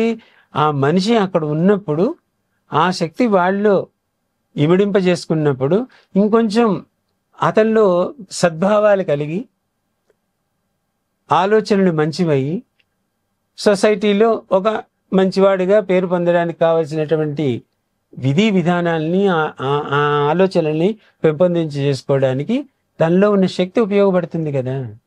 అంటే సద్గృహంలో ఉన్నప్పుడు, మంచి గృహంలో ఉన్నప్పుడు, మంచి ఆలోచనలు వచ్చినప్పుడు వాడు చేసే క్రియా పనుల్లో మంచి డెవలప్మెంట్ అయితే కనపడుతుంది కదా. అందుకని ఆ ఎనర్జీ ఖచ్చితంగా ఉపయోగపడుతుంది. అంటే దీన్ని సైంటిఫిక్ గా కూడా చెప్పడానికి ఏమన్నా జరుగుతున్నాయా స్వామిజీ? ఇప్పుడు ఆకర్షణ, భూమి ఆకర్షణ, భూమి ఆకర్షించబట్టే కదా ఇలా కూర్చోగలిగాం మనం. భూమి ఆకర్షణ ఉంది కాబట్టి ఇలా కూర్చోగలిగాం. అలాగే యోగతత్వంలోకి వెళ్ళినప్పుడు నాడీ మండలంలో నుంచి మనకి చెప్తారు, యోగ పురుషులు, యోగ విద్యా అభ్యాసం చేసేవాళ్ళు సుషుమ్నా నాడి నుంచి సహస్రారం దాకా చక్రభేదం చేస్తూ ఉంటాము అని. అంటే చక్రభేదం చేయడం అంటే అర్థం ఏంటి? వాళ్ళు కూర్చుని కొన్ని గంటలు కూర్చుని మౌనంగా వాళ్ళ ఒక శక్తిని పొందడానికి కావలసినటువంటి మంత్రజపాన్ని ఏదో ఒక సాధనను చేస్తూ ఉంటారు. ఆ చేయడం వల్ల ఏదో క్రియేట్ అవుతుంది కదా. ఇప్పుడు మనం మాట్లాడుతూ ఉంటే లోపల ఉన్నటువంటి రక్తం రాపిడికి శక్తి జనిస్తోంది. మనం మంచి మాట్లాడుతూ ఉంటే మంచి శక్తి జనిస్తుంది లోపల, చెడు మాట్లాడుతూ ఉంటే చెడు శక్తి జనిస్తూ ఉంటుంది. మనిషికి శక్తికి అవినాభావ సంబంధం ఉంది. ఆ అవినాభావ సంబంధం మనం ట్రేస్ చేసుకోగలిగితే దాన్ని ఎక్కడ ఎలా వాడుకోవాలో అలా వాడుకోవడానికి అవకాశం ఉంటుంది. మనం ట్రేస్ చేసుకోవడానికి మన కోరికలు, మన ఆరాటం, మన స్వార్థం, మన చింతన ఇవన్నీ కూడా ప్రతికూలంగా ఉన్నాయి ధర్మానికి. ధర్మానికి సనాతన ధర్మం ఒకటి పెట్టింది. రోజు పొద్దున్నే లేచి 5 గంటల్లో 6 గంటలకో స్నానం చేయవయ్యా అన్నాము. సనాతన ధర్మంలో చెప్పిన మాట ఉంది అది. వీళ్ళు ఏమంటారు? 7:30, 8 లేస్తామంటారు. సూర్యోదయం అయిన గంటకో 2 గంటలకో 3 గంటలకో మధ్యాహ్నానికో లేస్తున్నారు. మరి ఇది ఆపగలమా అంటే వాళ్ళకి ఆ జ్ఞానం కలిగి వాళ్ళు ఆలోచన వచ్చినప్పుడు వాడు మార్పు చేసుకోగలడు. ఆ శక్తి అన్నది మనిషిలో ఉండాలి. మనం చేయాలి అనేటువంటి శక్తి ఉండాలి అంటే ఆ శక్తి క్రియేట్ అవ్వాలి. అది ఎలా క్రియేట్ అవుతుంది? నువ్వు నివసిస్తున్న స్థల ప్రభావం, నువ్వు తింటున్నటువంటి తిండి ప్రభావం, నీతో సత్సాంగత్యంలోనూ నీతో ఉన్నటువంటి హితులు, స్నేహితుల యొక్క సాంగత్యంలోనూ ఈ ఎనర్జీస్ని పెంచుకుంటూ ఉండొచ్చు. పెంచుకున్నప్పుడు మనం ఒక విధంగా ఆనందంతో బతుకుతాం. ఓకే స్వామిజీ. అయితే మీరు వాస్తుతో పాటు జ్యోతిష్ శాస్త్రాన్ని కూడా చదివారు, జ్యోతిష్యం కూడా చెప్తూ ఉంటారు. అయితే ఈ వాస్తుకు జ్యోతిష్యానికి మధ్య ఏదైనా లింక్ ఉంటుందా, లేకపోతే దేనిది ఇండివిజువల్ గా చూడటమేనా? గర్గ మహాముని చెప్పినటువంటి మాట ఏమిటి అంటే, పూర్వం ఒక వాస్తు శాస్త్రం వలన జీవన ప్రమాణంలో సరిపోదు, దానికి వారి యొక్క స్థితిగతులు జాతకరీత్యా, గ్రహాల రీత్యా, గ్రహాలే కదా వాస్తుశాస్త్రానికి గ్రహాలకి సంబంధం లేదు కదా. అక్కడ వాస్తుశాస్త్రం అనేది దిక్కులతో సమానం. దిక్కులు, సూర్యుడు ఎక్కడ ఉన్నాడు కాబట్టి ఆ తూర్పు అనుకున్నాం, ఈ దిక్కుల్ని నిర్ణయం చేసుకుని ప్రామాణికం చేసి దానికి నవవర్గ శుద్ధి చేసి గృహ నిర్మాణానికి ఏది ఎటు ఉన్నట్లయితే మనకి సానుకూలం ఉంటుంది, ప్రతికూలం ఉంటుందో నిర్ణయించుకుంటున్నాం. ఈ నవగ్రహాల యొక్క సంచారం మానవ యొక్క శరీరం మీద ప్రజ్వలిస్తుంది కదా. ఈ ప్రజ్వలించినప్పుడు వాళ్ళ యొక్క స్థితిగతులు, ఆలోచన విధానాలు మార్పు చెందుతూ ఉంటాయి. అలాగే పుట్టినటువంటి సమయాన్ని బట్టి ఆ గ్రహాల యొక్క వీక్షణ లెక్కవేయబడి వాళ్ళ యొక్క దశల్ని, అంతర్దశల్ని చెప్తూ ఉంటాం. సప్తజన్మ కృతం పాపం పుణ్యం అంటాం. ఏ జీవైనా కూడా 84 లక్షల జీవరాశులు కూడా పుడుతూ ఉంటాయి, కిడుతూ ఉంటాయి, పుడుతూ ఉంటాయి, కిడుతూ ఉంటాయి, అంటే వెళ్ళిపోతూ ఉంటాయి. ఈ మధ్యకాలంలో చేసేటువంటి ప్రకృతికి సంబంధితమైనటువంటి వాళ్ళ ధర్మాలు సరైన ఆచరణ చేయనప్పుడు పాపకర్మ అంటుతూ ఉంటుంది. ఏ ఏరియాలో వాళ్ళు ఆ పాపకర్మ చేశారో ఆ ఏరియాలో వాళ్ళు వచ్చే జన్మలో దాని యొక్క కర్మఫలాన్ని పొందుతూ ఉంటారు. ఆ దశని బట్టి జ్యోతిష్యం ప్రకారం మనం చూసి, నీకు ఏలినాటి శని వచ్చిందయ్యా, అష్టమంలో గురుడు ఉన్నాడయ్యా అని చెప్పి వాడి జాతకాన్ని బట్టి నీకేమో శని మహర్దశ నడుస్తుందయ్యా, దానివల్ల నీ జాతకంలో ఈ స్థానంలో ఉన్నాడు కాబట్టి వాడు సానుకూలం, ప్రతికూలం, దీని పరిస్థితి ఇది అని వాళ్ళకి జాతకాన్ని చూసి వాడి యొక్క ఇది మనం చెప్తున్నాం, నడవడిక విధానం చెప్తున్నాం. ఇంత వాడికి రోజులు బాగలేదు, వాస్తు బాగలేదు అని అనుకోవడానికి ఉండదు కదా. వాస్తుకు బాగుండాలి, జ్యోతిషపరంగాను బాగుండాలి. ఈ రెండిటికి అవినాభావ సంబంధం ఖచ్చితంగా ఉంది. ఖచ్చితంగా ఉంది. నా దగ్గరికి వచ్చిన వాళ్ళకి వాస్తు చూడమని వచ్చిన వాళ్ళని, అయ్యా నేను ఇల్లు కొనుక్కోవాలనుకుంటున్నాను అంటాడు. నీ జాతకరీత్యా నువ్వు చెప్పవయ్యా అంటాను. ఆ జాతకం చూసిన తర్వాత ఓహో ఇతనికి గురుబలం బాగుంది కాబట్టి ఇతని గృహం కొనడానికి అనుకూలమైన సమయం. ఇతని దశల్లో చూసినప్పుడు చతుర్థంలో గృహస్థానం ఇలా ఉంది. కొంతమందికి చూడండి, వాళ్ళు ఇల్లు కొందామంటే వాడు రిటైర్ అయిపోయి మొత్తం అయినా కూడా ఇల్లు కొనలేరు. నేను అలాంటి వాళ్ళు చాలా మందిని చూస్తాను. ఇల్లు కొనలేరు వాళ్ళు, ఎంతసేపు జీవితకాలం అద్దింట్లోనే ఉండేటువంటి విధానాన్ని చూశాను నేను. కొంతమంది వాళ్ళు ఉద్యోగంలో చేరిన 6 నెలలకి ఇల్లు కొనేస్తూ ఉంటారు. కొంతమంది బహు గృహాలని కొంటూ ఉంటారు. కొందరు ఒకటి కొన్ని దాన్ని ఆర్చుకోలేక తీర్చుకోలేక జీవితకాలం ఇబ్బంది పడుతూ ఉంటాడు. ఈ అనేక రకాలైనటువంటి విధానాలు ఉన్నాయి.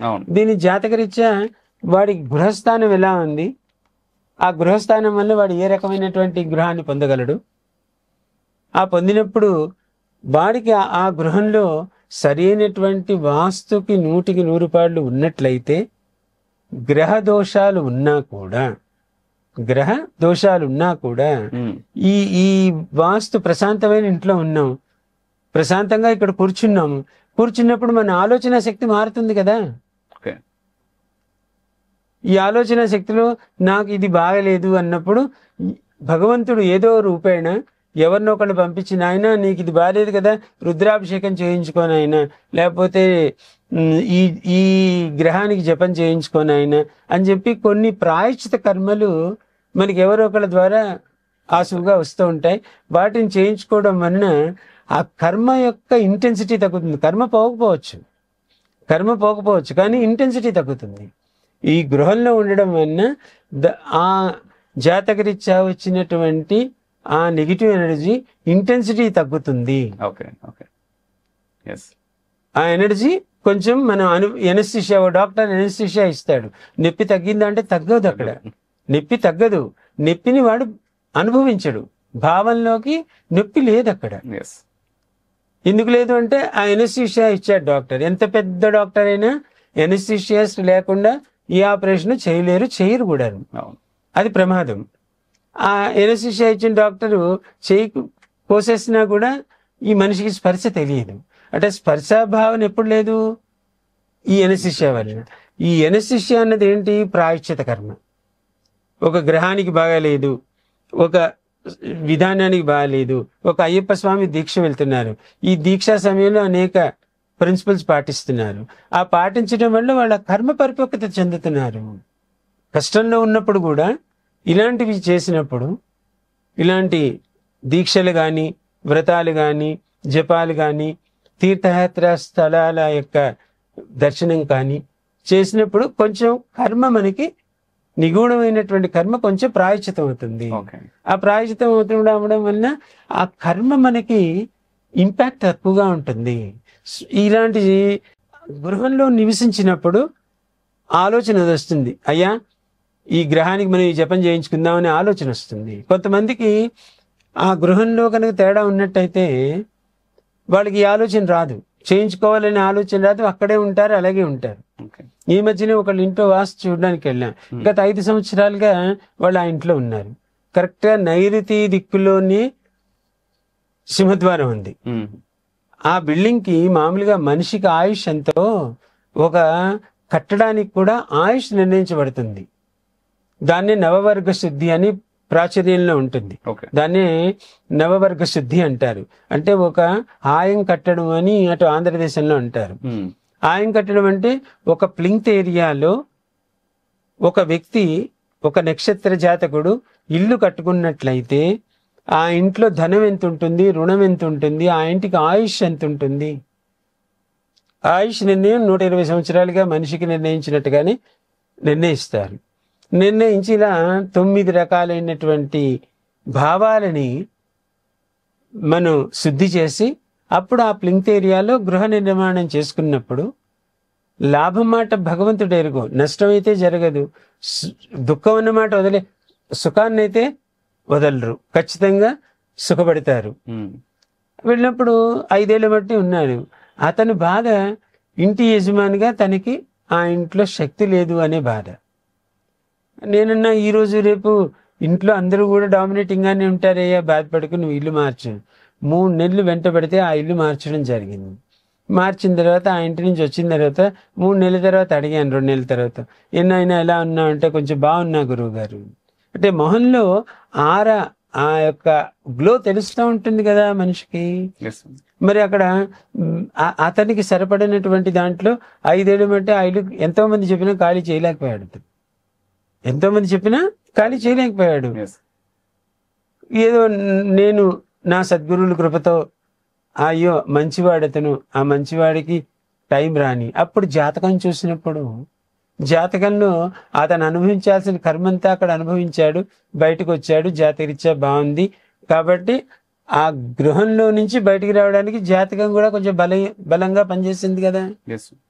అందుకని ఈ రెండింటికి ఎప్పటికీ అవినాభావ సంబంధం ఉంటుంది. అయితే ఇప్పుడు మీరు మాట్లాడిన దాంట్లో నార్మల్గా బయట బాహ్య ప్రపంచంలో కూడా ఈ శని దశ, ఏలినాటి శని, శని గ్రహము, శని అనగానే ఒక విపరీతమైనటువంటి నెగిటివిటీ లాగానే అందరూ కూడా అనుకుంటారు. అరే ఏదన్నా ఎవరన్నా తిట్టాలనుకున్నా ఏంద్రా శని లెక్క దాపరించినావు మాకు అని చెప్పేసి మాట్లాడతారు. కానీ ఇంకోవైపు నేను విన్నది ఏంటంటే శని చాలా మంచి చేస్తుంది అనే మాట కూడా నేను విన్నాను. అసలు ఈ శనికి సంబంధించి ఏంటి ఈ శని దశ, శని దోషము, శని జనరల్ గా ఏమని చెప్తానంటే, మనం ఇంట్లో వంట వండుకుంటూ ఉంటాం. పాత్ర పూర్వం రోజుల్లో పొయ్యి మీద పెట్టినప్పుడు పొయ్యికి ఆ మసి అంతా అంటది. ఆ మసిని శుభ్రంగా కడిగితే గాని పనికిరాదు. ఆ మసిని కడగాలి అంటే చాలా కష్టపడేవారు. చాలా ఈ రోజుల్లో అంటే అన్ని గింబార్లో వచ్చాయి. ఆ రోజుల్లో అవేం లేవు కదా. ఆ పీచు పట్టో పెద్దవాళ్ళు పాపం నానా అవస్థలు పడతాయి. ఇప్పుడు పిల్లలకి తెలియదు కానీ ఆ రోజుల్లో ఆ మట్టితో తోమో, ఇసుకతో తోమో, ఎట్లా తోమి చాలా అవస్థపడేవారు. కొంతమంది తెలివైన వాళ్ళు ఏం చేసేవారు అంటే దానికి నూనె ఏదో రాసి, ఒక ఆయిల్ని దాని చుట్టూ రాసి, దానికి మట్టి గాని బురద లాంటిది గాని పామి, అంటే దానికి ఒక స్క్రీన్ గార్డ్ వేసి, అంటే మట్టితోనూ బూడితోనూ దేనితోనూ నూనెతోనూ ఒక స్క్రీన్ గార్డ్ వేసి అప్పుడు పొయ్యి మీద పెట్టేవారు. ఈ మసంతా కూడా ఈ బూడిదకి అంటుకునేది. తెలివిగా ఏం చేసేవారు, ఆ తర్వాత ఆ గిన్నెని ఇలా కడిగితే గనక మొత్తం మసంతా పై లేయర్లోనే అంటుకునేది కాబట్టి ఆ మసిపోయేది. అంటే దీని అర్థం ఎందుకు ఇది ఉదాహరణ చెప్పానంటే, మనం చేసేటువంటి నిత్య ధర్మ కార్యక్రమాలలో ధర్మ విరుద్ధంగా, ప్రకృతి విరుద్ధంగా మనం ఏదైనా చేసినట్లయితే పాపకర్మ అంటుకుంటుంది. ఆ పాపకర్మ అంటుకున్నప్పుడు మరి అది పోవాలి కదా బయటికి. గ్రహాల్లో, నవగ్రహాల్లో సూర్యుడిని రాజుగాను, శనిని సేవకుడుగాను అభివర్ణిస్తూ ఉంటారు. శని ఎవరు? ఈశ్వరుడి యొక్క అంశే శని. శని యొక్క తత్వం ఏంటి అంటే మనలో ఉన్నటువంటి కల్మషాన్ని క్లీన్ చేయడం. అంటే మనలో ఎంత కల్మషం ఉందో ఆ కల్మషాన్ని ఆయన శుభ్రపరచాలి. ఆ శుభ్రపరిచే కార్యక్రమంలో నేను ఇందాక చెప్పినట్టు ఆ నూనె కానీ లేకపోతే ఆ బురద లాంటిదో ఏదో ఒకటి దానికి ఒక స్క్రీన్ గార్డ్ వేయకుండా ఎవరైతే పొయ్యి మీద పెడతారో ఆ గిన్నెని తోవడం ఎంత కష్టమో, మనం పాపకర్మలు ఎంత చేస్తే అంత కష్టం. ఆ గిన్నె తోమేటప్పుడు ఏమవుతుంది, గీతలు కూడా పడుతూ ఉంటుంది. అదే ఈ ఆయిల్ రాసి, బూడిద రాసో, మట్టి రాసో పెట్టినప్పుడు గీతలు పడడానికి అవకాశం తక్కువగా ఉంటుంది.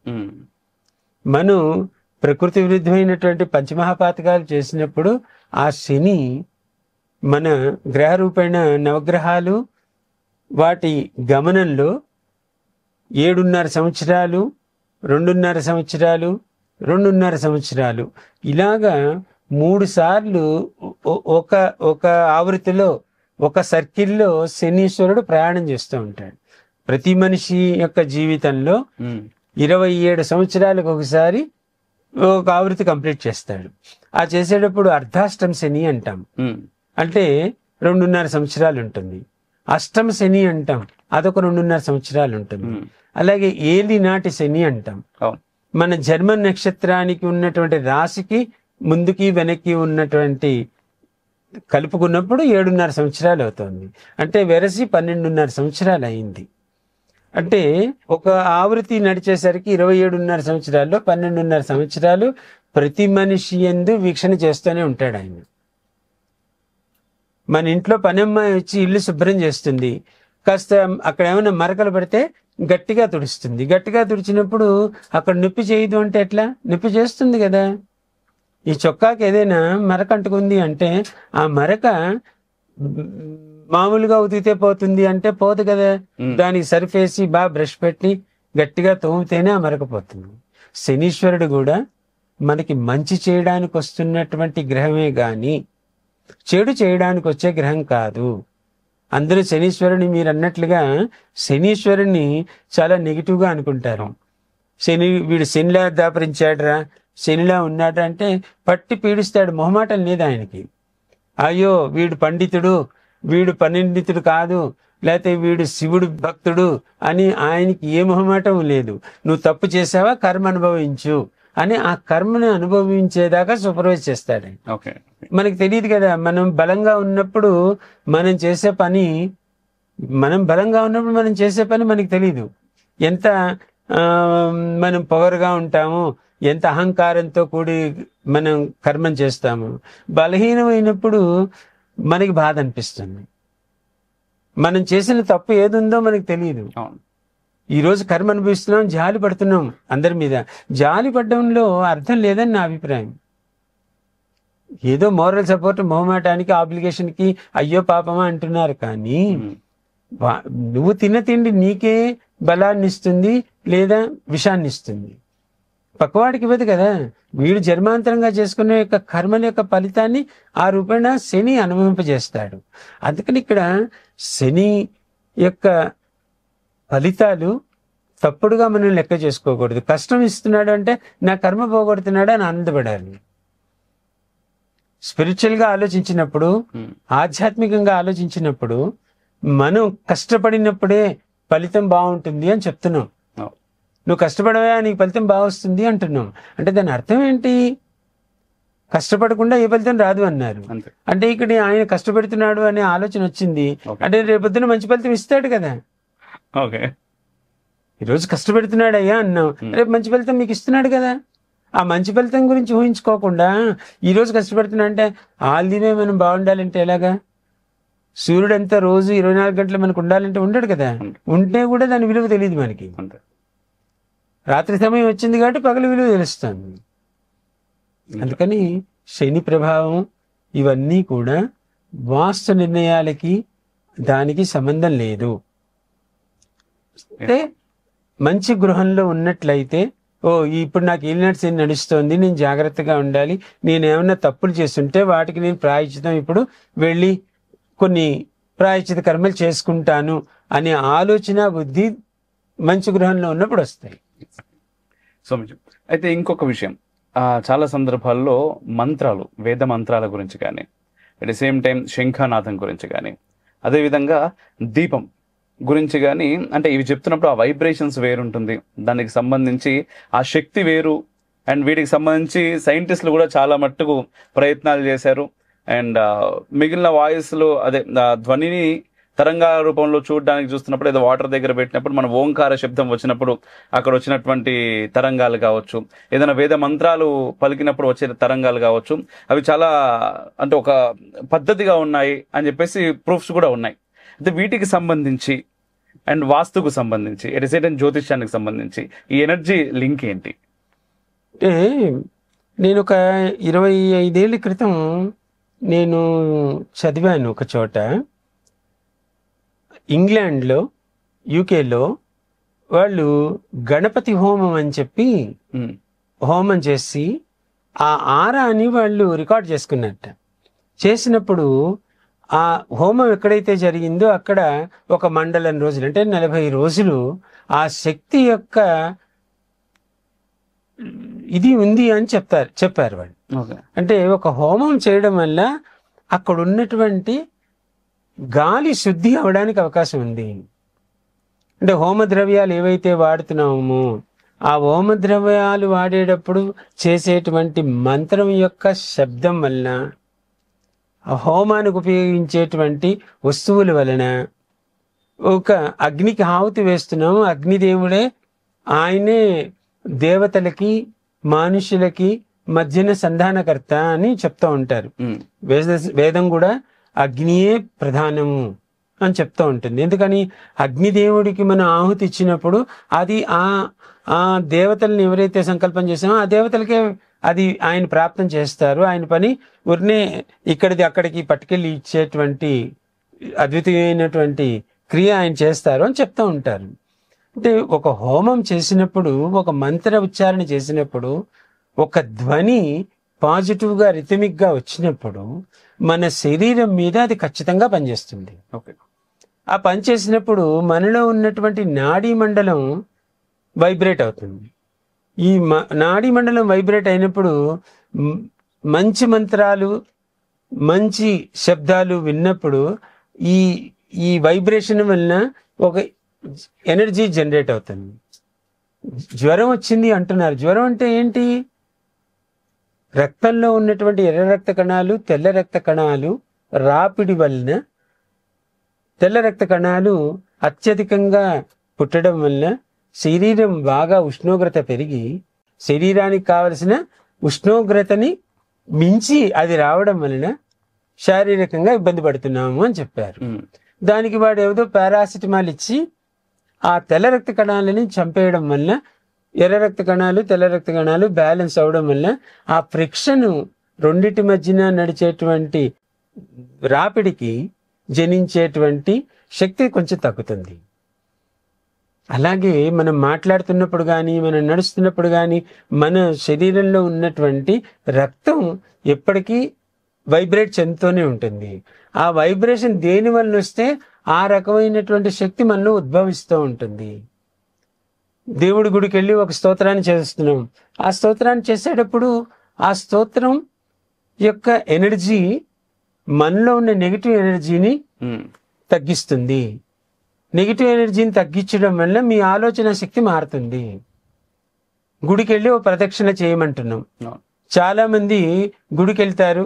చిలుకూరులో నేను చూస్తూ ఉంటా, పరిగెత్తుకున్నట్టుగా పరిగెడుతూ ఉంటారు. ఎందుకు ప్రదక్షిణాలు చేయమంటున్నారు అంటే, మా సిద్ధాంతి గారు చెప్పారండనో, లేకపోతే నాకు జ్యోతిషపరంగా చెప్పారండనో ఏదో చెప్పి ప్రదక్షిణాలకు వెళ్తున్నారు. ఈ ప్రదక్షిణాలు చేయడం వల్ల ఏం ఉపయోగం? అది ఏం వాకింగ్ కాదు కదా. దేవుడి మీద భక్తితో వెళ్తున్నాం. ఎందుకు వెళ్తున్నాం తెలియకపోవడం మన హిందూ ధర్మంలో ఉన్న కర్మ. ఎందుకు ఈయన చేయమన్నాడు? ఏమయ్యా నువ్వు వెళ్ళి సుబ్రహ్మణ్య స్వామి గుడిలో 11 ప్రదక్షిణాలు చెయ్యి అంటున్నాం. హనుమంతుడి గుడికి వెళ్ళి 11 ప్రదక్షిణాలు చెయ్యి అంటున్నాం. లేకపోతే వెంకటేశ్వర స్వామి గుడికి వెళ్ళి 11 ప్రదక్షిణాలు చేయండి అంటున్నాం. అంటే వాళ్ళ జాతకరీత్యా వాళ్ళకున్న ప్రభావాల్ని బట్టి ఆ దేవతల యొక్క అనుగ్రహాన్ని పొందినట్లయితే వాళ్ళకి మంచి జరుగుతుంది అని యోచన. ఆ గుడి చుట్టూ ప్రదక్షించేటప్పుడు యంత్ర ప్రతిష్ఠ చేసినటువంటి గుళ్ళు ఉంటాయి. ఒక దేవతా విగ్రహం ఉంది అంటే యంత్ర ప్రతిష్ఠ చేయబట్టి ఆ గుడి ఏర్పడింది. ఆ యంత్రానికి కొన్ని లక్షల మంత్రంతో జపం చేసి, కొన్ని విధానాల్లో దానికి ధారపోసి, శక్తిని ధారపోసి దాన్ని అక్కడ నిక్షిప్తం చేయడం వల్ల ఆ మూల బీజాక్షరాలు ఏ దేవత అయితే ఉన్నాయో ఆ దేవత యొక్క విగ్రహాన్ని అక్కడ ప్రతిష్ఠించి రోజు నిత్య ధూపదీప నైవేద్యాలు ఇస్తూ ఆ శక్తిని అలా పెంచుతున్నప్పుడు ఆ శక్తి ఆ గుడి ప్రాంగణం చుట్టూ కొన్ని అడుగులు, కొన్ని గజాలు అది సవ్య దిశలో తిరుగుతూ ఉంటుంది ఆ శక్తి. మనం ఎప్పుడైతే ఆ శక్తి ఆ మ్యాగ్నెటిక్ ఫీల్డ్, మ్యాగ్నెటిక్ అన్నావు కదా ఇందాక, మ్యాగ్నెటిక్ ఫీల్డ్ తిరుగుతూ ఉంటుంది. ఆ మ్యాగ్నెటిక్ ఫీల్డ్ లో కనుక ఆ సర్కిల్లోనే మనం ప్రదక్షిణ చేసినప్పుడు మనలో ఉన్నటువంటి చెడు శక్తి ఏ గ్రహం వల్ల, ఏ ప్రార్థ కర్మ వల్ల మనలో కలిగిందో దానిని నివృత్తి చేసుకోవడానికి ప్రాయశ్చిత విధానంలో ఎనర్జీ ట్రాన్స్ఫర్ అంటారు దాన్ని. అంటే మనలో ఉన్న శక్తి ఏదైతే మంచికి వాడుతున్నామో మనలో ఉన్న చెడు శక్తి హరింపబడుతుంది. ఆటోమేటిక్గా ఎప్పుడైతే హరింపబడిందో మన ఆలోచన విధానం మారుతుంది. మనం చేసే ఆలోచనలో మనకు వచ్చిన ఉపద్రవానికి ఉపాయం దొరుకుతుంది, తద్వారా ఆ ఉపాయం నుంచి మనం తప్పించుకుంటాం. అప్పుడు అనుకుంటాం మనం 11 ప్రదక్షిణాలు చేయడం వలన, స్వామి చెప్పాడు చేయడం వలన మనం ఈ ఉపద్రవం నుంచి బయటకు వచ్చాము అని. అంటే భగవంతుడు ఎవ్వరికి ఏది ఆయన స్వయంగా చేయరు. భగవంతుడు అనేవాడు డిప్లొమాట్, ఆయన చేయిస్తారు. మనం సరిగ్గా ఉంటే, మనం ధర్మబద్ధంగా ఉంటే, మనం త్రికరణ శుద్ధిగా ఉంటే మన చేత అన్ని పనులు చేయించేదే భగవంతుడు. ఆయన సూపర్వైజింగ్ చేస్తూ ఉంటారు. వీడు ఏ పని చేస్తున్నాడా, ప్రకృతి విరుద్ధంగా చేస్తున్నాడా, ప్రకృతికి అనుసంధానంతో చేస్తున్నాడా. దీంట్లో తల్లి, తండ్రి, గురువు, దైవం అని చెప్పారు. శాస్త్రం కూడా చెప్పిన మాట అదే కదా. మన వాళ్ళందరూ ఇప్పుడు ఈ ముగ్గురిని వదిలేసి దేవుణ్ణి పట్టుకుంటున్నారు. దేవుడు ఏం చేస్తాడు? ఈ ముగ్గురు యందు విశ్వాసం లేక నా దగ్గరికి వచ్చావు నాయనా, నేను నీ యందు నేను ఎందుకు చేయాలి అనేటువంటి భావన వస్తుంది కదా. వస్తుందా రాదా? అక్కడ రావాలి. వచ్చినప్పుడే కదా ధర్మం నిలబడేది.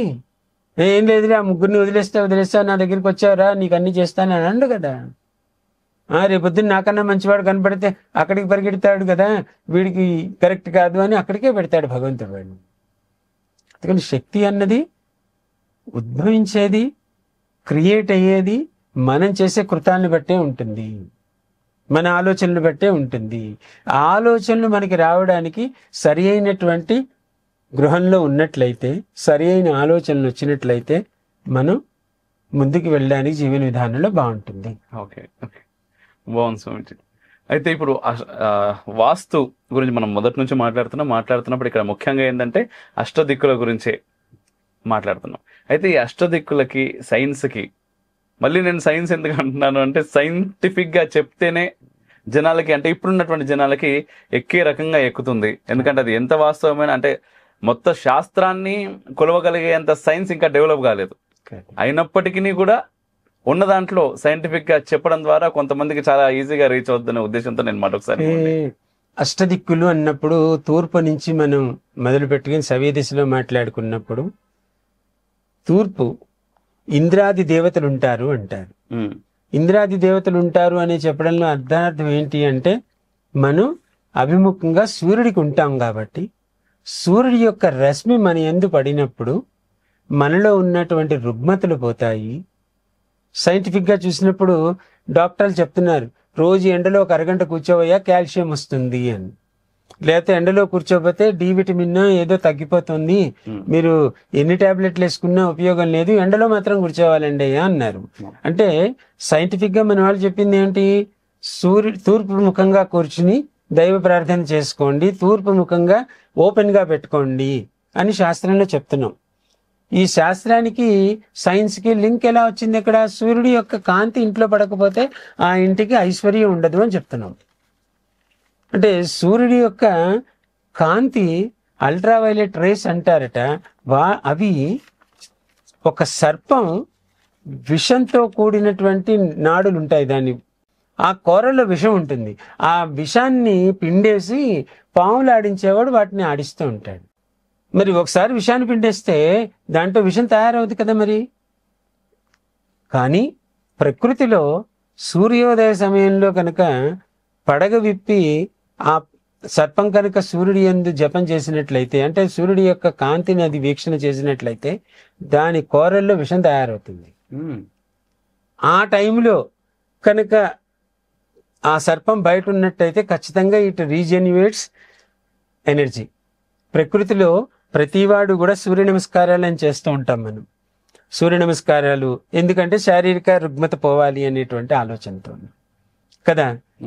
అలాగే సర్పాలు కూడా సూర్యుడి యొక్క కాంతి నుంచి, అవి రోజు ప్రకృతిలో మేము హీనమైనటువంటి జన్మ, ఈ జన్మలో మాకు రక్షణ లేదు, నువ్వే రక్షణ స్వామి అని ఆ సూర్యుడిని ధ్యానం చేస్తాయి.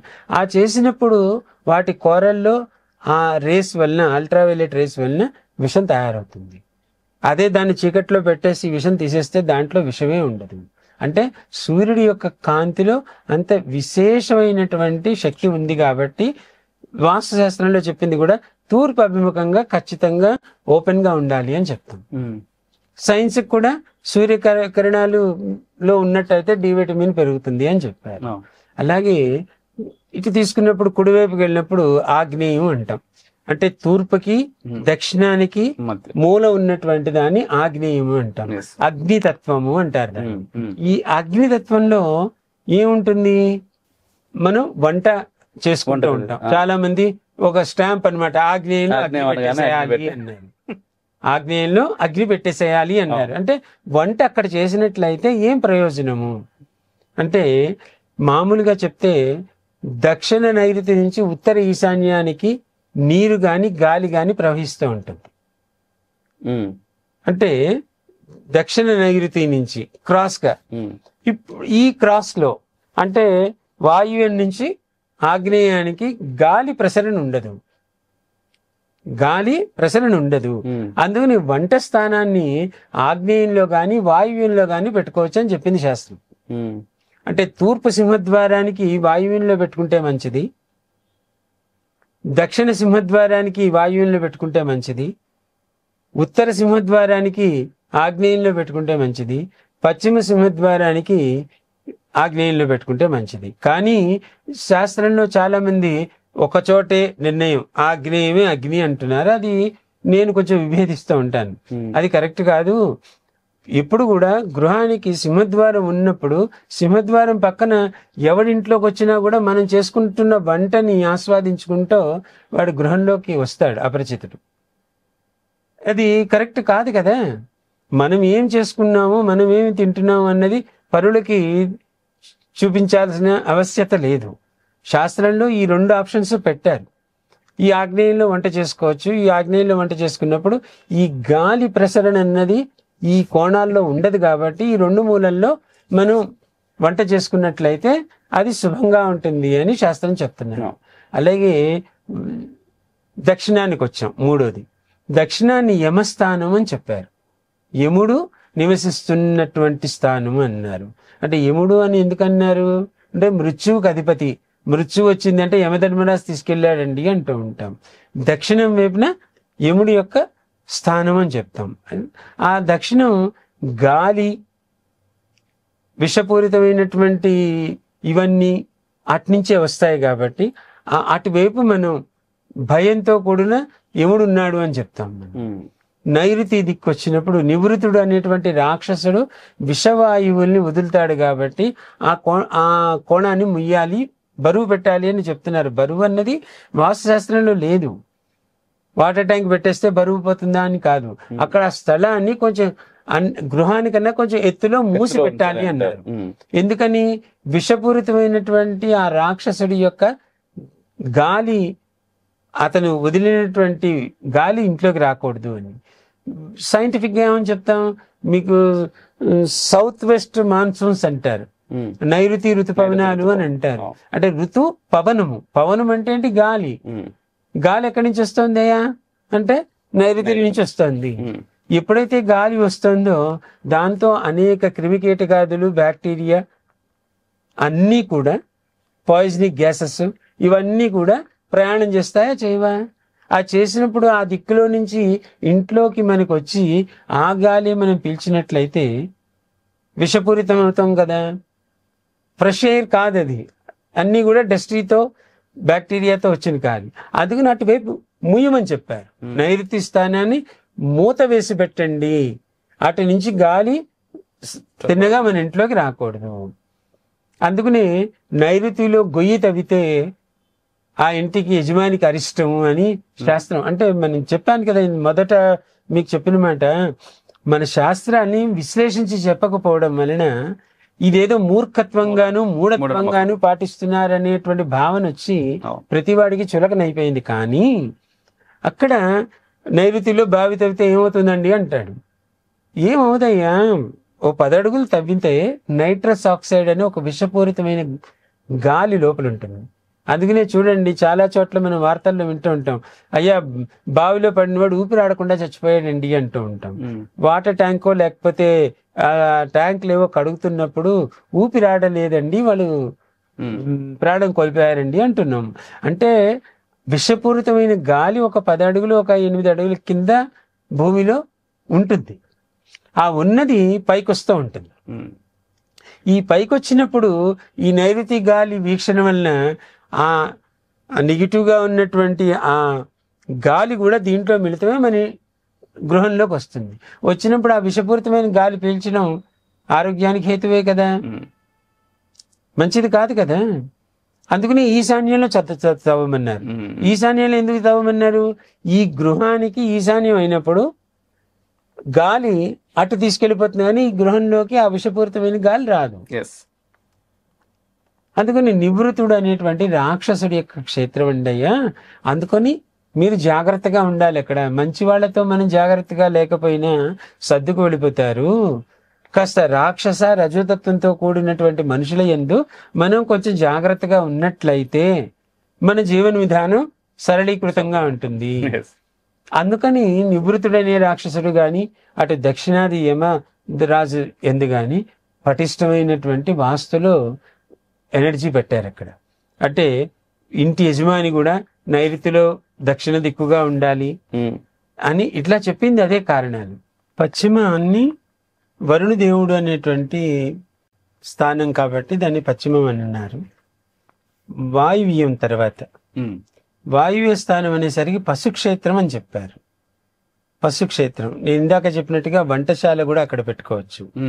ఈ వాయువ్యం నుంచి ఆగ్నేయానికి ఈ డయాగ్నల్లో మనకి గాలి స్పర్శ ఎక్కువగా ఉండదు కాబట్టి ఆ స్పర్శ ఉండనటువంటి ఆ ఏరియాల్లో వంటశాల కానీ ఇంట్లో ఉన్నటువంటి యజమాని దక్షిణ నైరుతిలో ఉన్నట్లయితే ఆ యజమానికి సంబంధించినటువంటి పిల్లలు కానీ వాళ్ళు కానీ వాయువ్యంలో ఉంటే కనుక చెప్పిన మాట వింటూ ఉంటారు.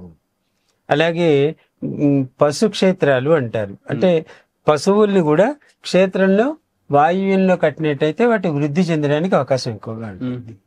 అలాగే ఉత్తర స్థానాన్ని కుబేర స్థానం అని అంటాం. ఈ కుబేర స్థానం ఉత్తరం వైపు ఉంటుంది, అంటే ధన సంబంధితంగా ఉంటుంది అని చెప్తూ ఉంటాం. కానీ ఉత్తర ఈశాన్యానికి బలం ఎక్కువగా ఉంటుంది. ఎప్పుడు కూడా ఉత్తర ఈశాన్యానికి బలం ఎక్కువగా ఉంటుంది.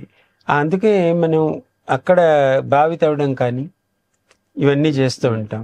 సూర్యుడి యొక్క కిరణాలు అటు నుంచి లోపలికి పడుతూ ఉంటాయి. అందుకే తూర్పు ఉత్తర ఈశాన్యాల్లో ఎప్పుడు ఓపెన్గా పెట్టండి అనేది. ఎందుకంటే సూర్యుడి యొక్క కిరణాలు ఇంట్లో పడినప్పుడు వాటి యొక్క ఇది మనం ఉపయోగించుకోవచ్చు. అయితే ఈ అష్టదిక్కులు కూడా సైంటిఫిక్గా చూసినప్పుడు ఆ గ్రహాల యొక్క వీక్షణ, ఆ క్షేత్రాధిపతుల యొక్క శక్తి ఆ గృహం యందు ఎప్పటికీ ఉపయోగపడుతూ ఉంటాయి. వర్షం పడినప్పుడు జనరల్గా గాలి ఇలా వస్తుంది అంటారు, వర్షం ఇలా వస్తుంది అంటున్నాం. ఆ గృహానికి ఇబ్బంది లేకుండా ఉండేటువంటి విధానాన్ని మనం ఈ వాస్తుశాస్త్రంలో చెప్పడం జరిగింది. ఒక గృహ నిర్మాణం చేస్తున్నాం అంటే ఎందుకు చేస్తున్నాం? అనాదిగా ఋషుల దగ్గర నుంచి చెప్పుకున్న విధానంలోకి వెళ్ళినప్పుడు ఎక్కడైతే మనకి ప్రతికూల వాతావరణంలో కూడా సానుకూలంగా ఉండగలిగినటువంటి విధి విధానంలో గృహ నిర్మాణం చేసినట్లయితే మనకి అది బాగుంటుందో దాన్ని చెప్పినటువంటి శాస్త్రమే కదా వాస్తవం. అంటే ఓరియంటేషన్ ఆఫ్ ఏ బిల్డింగ్ అని చెప్పాం దాన్ని. అయితే ఇవన్నీ చెప్పిన తర్వాత నార్మల్ గా వీళ్ళకి ముఖ్యంగా ఇప్పుడు మేము ఉంటున్నటువంటి ఇల్లు సరిగానే ఉందా లేదా అనే డౌట్ వస్తుంది చాలా మందికి. ఓకే, వాస్తుపరంగా మరి ఇప్పుడు ఎవరిని అప్రోచ్ అవ్వాలి, ఏంటి, మేమేమైనా చూసుకోవచ్చా అనేది మొదటి ప్రశ్న. అంటే ఉన్న వాళ్ళకి సామాన్యంగా అంటే మనం ఉన్నాం, బేసిక్ వాస్తు ఏంటి మనం చూసుకోవచ్చా అనేది ఒక ప్రశ్న ఉంటుంది.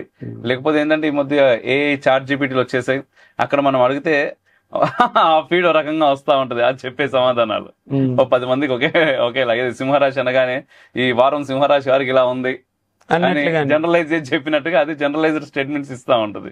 అది ఒక ప్రశ్న. రెండవది అంటే వాస్తు పరంగా ఒక ఇల్లు ఎంతో, ఒక ఇల్లు అంటేనే మధ్యతరగతి వాళ్ళకి చాలా కష్టం. ఒక జీవితం మొత్తం కలిపితే ఒక ఇల్లు కట్టుకోవడం చాలా కష్టం. అట్లాంటి ఒక ఇల్లు కట్టుకున్న తర్వాత అది బాగాలేదు వాస్తుపరంగా, కొంతమంది ఏంటంటే చాలా నిర్దాక్షిణ్యంగా ఇది కూల్చాల్సిందే, కూల్చి వేరేది కట్టుకోవాలి అన్నప్పుడు వాడి జీవితం, వాడి పరిస్థితి అంటే ఒక మధ్యతరగతి జనానికి చాలా బాధించి శోకించే విషయం. నేను చాలా చోట్ల వెళ్ళినప్పుడు మనసు చాలా బాధపడుతూ ఉంటుంది. కొన్నిసార్లు తప్పనిసరి విధానంలో కొన్ని మార్పులు చేయాల్సి వచ్చినప్పుడు కొన్ని తీయాల్సి వస్తుంది. అయితే ప్రముఖంగా మనం చెప్పుకోవాల్సింది ఏమిటి అంటే, వాళ్ళు సింహద్వార నిర్ణయం చేసుకున్నప్పుడు వాళ్ళకి తూర్పు సరిపోతుందా లేదా ఆలోచించుకోరు. ఇందాక మీరు అడిగినట్లుగా అందరికీ తూర్పే పనికొస్తుందా అంటే పనికిరాదు. కానీ బ్లైండ్ గా చాలా మంది తూర్పునే కొనేస్తున్నారు. ఎస్. ఆ తూర్పు పనికి రాకుండా పోతుంది. అలాంటప్పుడు ఆ ఇల్లు మార్చి కొనుక్కోండి అయ్యా అని చెప్తూ ఉంటాం. చిన్న చిన్నటువంటి మార్పులు మనం చేయొచ్చు. కొన్ని డిమాలిష్ మొన్న ఎవరో అడుగుతున్నారు, గురుగారు మేము వాస్తు చూపించుకోవాలని ఉంది కానీ భయం ఏంటంటే ఏం కూలగొట్టిస్తారో అనే భయం. ఈ అపవాదం అయితే వాస్తు శాస్త్రజ్ఞుల మీద ఎక్కువగా ఉంటుంది. అంటే కూలగొట్టించడం ప్రామాణికంగా ఉండేది అక్కడ. అవసరమైతే తప్పనిసరి అయితే మీకు సరిపోదయ్యా అది మీరు మార్చుకోండి అని చెప్తాం. ఆ మార్చుకునేది విధానం మారాలి. కొంచెం ఉన్న దాంట్లో ఎంత సాధ్యమైనంత వరకు మనం వాళ్ళకి రెమెడీ చెప్పగలము, ఎంతవరకు సానుకూల విధానం చేయగలము అంతవరకు చేయడానికి ప్రయత్నం చేస్తాం. నేనైతే ముందు చెప్పను కూలగొట్టేయండి అని చెప్పను. కొన్ని వాళ్ళకి రెమెడీస్ చెప్పి దీని ఫలితం అయితే ఉండదు, ఖచ్చితం మీరు ఇది ప్రయత్నం చేయండి, కొన్ని మిగతా విధానాలు ఉన్నాయి ఆ విధానాల్లో మీరు ప్రయత్నం చేయండి, కొంచెం సానుకూలం అవుతుంది. ఈ లోపల జాతకరీత్యా కూడా వాళ్ళకు ఉన్నటువంటి గ్రహ దోషాదులో ఇత్యాదులను చూసి పరిశీలన చేసుకుని ఓ ఇది వాస్తు దోషం కాదమ్మా మీ గ్రహ దోషం. చాలా మందికి అపోహలు ఎలా ఉంటాయి అంటే జ్యోతిషపరంగా సైకిల్ తిరుగుతూ ఉంటుంది. సూర్యచంద్రుల గమనాన్ని బట్టి, మన రాశి ఫలాల్ని బట్టి, మనకున్న దశల యొక్క స్థితులను బట్టి ఈ గ్రహ మార్పిడి జరిగినప్పుడల్లా ఏలినాటి శని వచ్చిందనో, అష్టమ శని వచ్చిందనో, గురువు బాగాలేదనో, మహాశనను, లేకపోతే మీకు మొత్తం మహర్దశే బాగాలేదనో, లేకపోతే లగ్నం బాగాలేదనో ఇత్యాదులన్నీ ఉంటాయి. ఇవన్నీ చెప్పుకున్నప్పుడు ఆ గృహం బాగాలేదు అని చెప్పలేం కదా. ఇక్కడ బాగాలేదు వీళ్ళకి, ఆ గృహం బాగాలేదు అని చెప్పలేం. మరి నన్ను తీసుకెళ్లారు కాబట్టి నేను ఆ గృహంలో ఏదో ఒక దోషం ఉందని చెప్పాలి, లేకపోతే వాడికి సంతృప్తి కలగదు. అంటే ఇక్కడ ఈ వాస్తు పండితుడికి పాపం జ్యోతిష్యంలో ప్రవేశం లేదు. ఈ ప్రవేశం లేకపోవడం వల్ల వారికి దాని మీద అవగాహన ఉండదు. ఆయనకున్న సబ్జెక్ట్లో, ఆయనకున్న పరిజ్ఞానంలో నన్ను వీళ్ళు పిలిచారు, వీళ్ళని బాధకి నేను ఉపశమనం ఏం చేయాలి అని, లేదమ్మా ఇది కొట్టేయండి ఇది పెట్టేయండి అని చెప్తున్నారు పాపం. దీన్ని మార్పులు చేయొచ్చు, మార్పులు చేసుకుంటూ బాగోనంతసేపు ఉండాలి అని చెప్తా ఉంటాను నేను. చాలా మందికి ఏమని చెప్తానంటే, రాముడు 14 ఏళ్ళు పడ్డారు, మహాభారతంలో శ్రీకృష్ణుడు సమక్షంలో ఉండగానే పాండవులు 14 ఏళ్ళు అరణ్యవాసం కూడా చేశారు. అంటే కాల నిర్ణయానికి మనం ఆగాలి, కొన్ని కర్మలు మనం అనుభవించక తప్పదు. ఆ అనుభవించే విధానంలో ఆ గృహం మరీ దారుణంగా ఉంది అన్నప్పుడు దాన్ని వదిలి వేరే చోట నివసించండి అని చెప్పడం. ఈ గ్రహస్థితి బాగుండేదాకాను, లేదా గ్రహస్థితి కనుక బలహీనంగా ఉంది, బాగుంది, ఆ గృహదోషం కొంచెం తగ్గుతుంది, ఆ గృహదోషం కొంచెం తగ్గుతుంది. కాకపోతే ఏంటంటే మనం ఈ గ్రహ బలాలు ఎప్పుడు ఎలా తగ్గుతాయో, ఎలా మనకి ప్రతిస్పందన అవుతాయో మనకి తెలియదు పూర్తి స్థాయిలో. గృహం అయితే ప్రతిదీ మనకి శాస్త్ర పరిజ్ఞానంలో పెద్దలు చెప్పినట్లుగా దాన్ని పర్ఫెక్ట్గా చేసుకున్నట్లయితే ఆ గృహం వరకు 100% మనకి ఎనర్జీ బాగుంటుంది. అంటే ఒక 100% తీసుకున్నప్పుడు ఒక 40% వాస్తు కింద తీసుకోవచ్చు, క్షేత్ర నిర్ణయం కింద తీసుకోవచ్చు. మన యోగాల్లో ఒక మనిషికి యోగం నిర్ణయించేటప్పుడు వాస్తు ఎంత ఇతని మీద పనిచేస్తుంది, జ్యోతిష్యం ఎంత పనిచేస్తుంది అనే ప్రశ్న చేసినప్పుడు 40% దాకా వాస్తు పనిచేస్తుంది, 60% జ్యోతిష్యం పనిచేస్తుంది అనుకుందాం. ఇది ఉదాహరణగా చెప్తున్నాను, ప్రామాణికంగా కాదు, ఉదాహరణగా చెప్తున్నాను. అంటే ఎంత ఇంటెన్సిటీ ఉంటుంది, ఎంత మన మీద వాటి యొక్క ప్రభావం ఉంటుందని చెప్తున్నాను. ఈ 60%లో ఏలినాటి శని వచ్చి 30% పడిపోవచ్చు, మహర్దశ బాగుండక ఇంకో 5% పడిపోవచ్చు. ఇలాగా ఓవరాల్ గా చూసుకున్నప్పుడు ఈ 60లో మనకి తగ్గుతూ ఉంటుంది, పెరుగుతూ ఉంటుంది. ఓసారి పూర్తిగా 60 ఉండొచ్చు, ఓసారి 30 ఉండొచ్చు, ఒకటి 20 ఉండొచ్చు. మహర్దశ శని మహర్దశ ఏలినాటి శని వచ్చిందండి. ఆ టైము మోస్ట్ బాటమ్ టైం. అప్పుడు 20%కి వచ్చింది అనుకుందాం. గృహం కనుక 40% స్టాండర్డ్గా ఉంది అంటే ఈ 60కి 20 కలిపినట్లయితే 60 అవుతుంది. అంటే 50% మోర్ దెన్ బాగుంది కదా అక్కడ. అదే గృహం అది కూడా 10, 15, 20 ఉంటే ఇదొక 20 ఉంటే వీడి జీవితం బిలో 15 కదా. అందుకని ఇది సరి చేసుకోగలిగిన స్థాయి మనకుంది. జ్ఞానపరంగానో విజ్ఞుల వలన జ్ఞానుల వలన మహాత్ముల వలన సరైనటువంటి వాస్తు పండితుల వలన దీన్ని సరి చేసుకోగలిగిన అవకాశం ఉంది. ఇది కర్మను బట్టే నడవాలి, కాలాన్ని బట్టే నడవాలి జ్యోతిష్యం. కర్మానుగుణంగా ఆ ఏలినాటి శని వచ్చేదాకా కూర్చుని అప్పుడు మనం దాన్ని ప్రాయశ్చిత్తం చేసుకోవాలి. అంతే తప్ప ముందే నేను ప్రాయశ్చిత్తం చేసేసుకున్నానండి, ఏలినాటి శని 20 ఏళ్ళ తర్వాత వస్తుంది ఇప్పుడు చేసుకున్నా అంటే కుదరదు. మళ్ళీ 20 ఏళ్లలో నువ్వు చేసిన పాపకర్మలన్నీ ఎక్కడికి పోవాలి? ఈరోజు వండుకున్న వంటే ఈరోజు భోజనం, నేను వండుకుని ఎల్లుండికి పెట్టుకుంటాను అంటే అది పాచిపోతుంది. అలాగా ఈ గృహం వాస్తు 40% మనం పకడ్బందీగా పెట్టుకున్నట్లయితే మనకున్న పరిజ్ఞానంతో ఈ 60% యొక్క మార్పులకి ఈ 40% మనకి తోడై కాస్త మనకు ఉపశమనాన్ని ఇవ్వడానికి మార్గాలు చూపిస్తుంది. ఇది మరొక ప్రశ్న స్వామీజీ. అంటే పూజల విషయానికి వస్తే, అంటే వాస్తుకు సంబంధించి ముఖ్యంగా వాస్తు శాంతి, వాస్తు హోమం ఇవి జరుపుకోండి, కొంతమేర మీకు బాగుంటుంది అని చాలా సందర్భాల్లో నేను విన్న మాట చాలా మంది కూడా వినే ఉంటారు. వాటి ప్రభావం ఎలా ఉంటుంది? అంటే వాస్తు పురుషుడు ఉన్నప్పుడు ఆయన శివ అంశ అని కూడా చెప్పడం జరుగుతుంది అన్నారు. శివ అంశ ఆయన.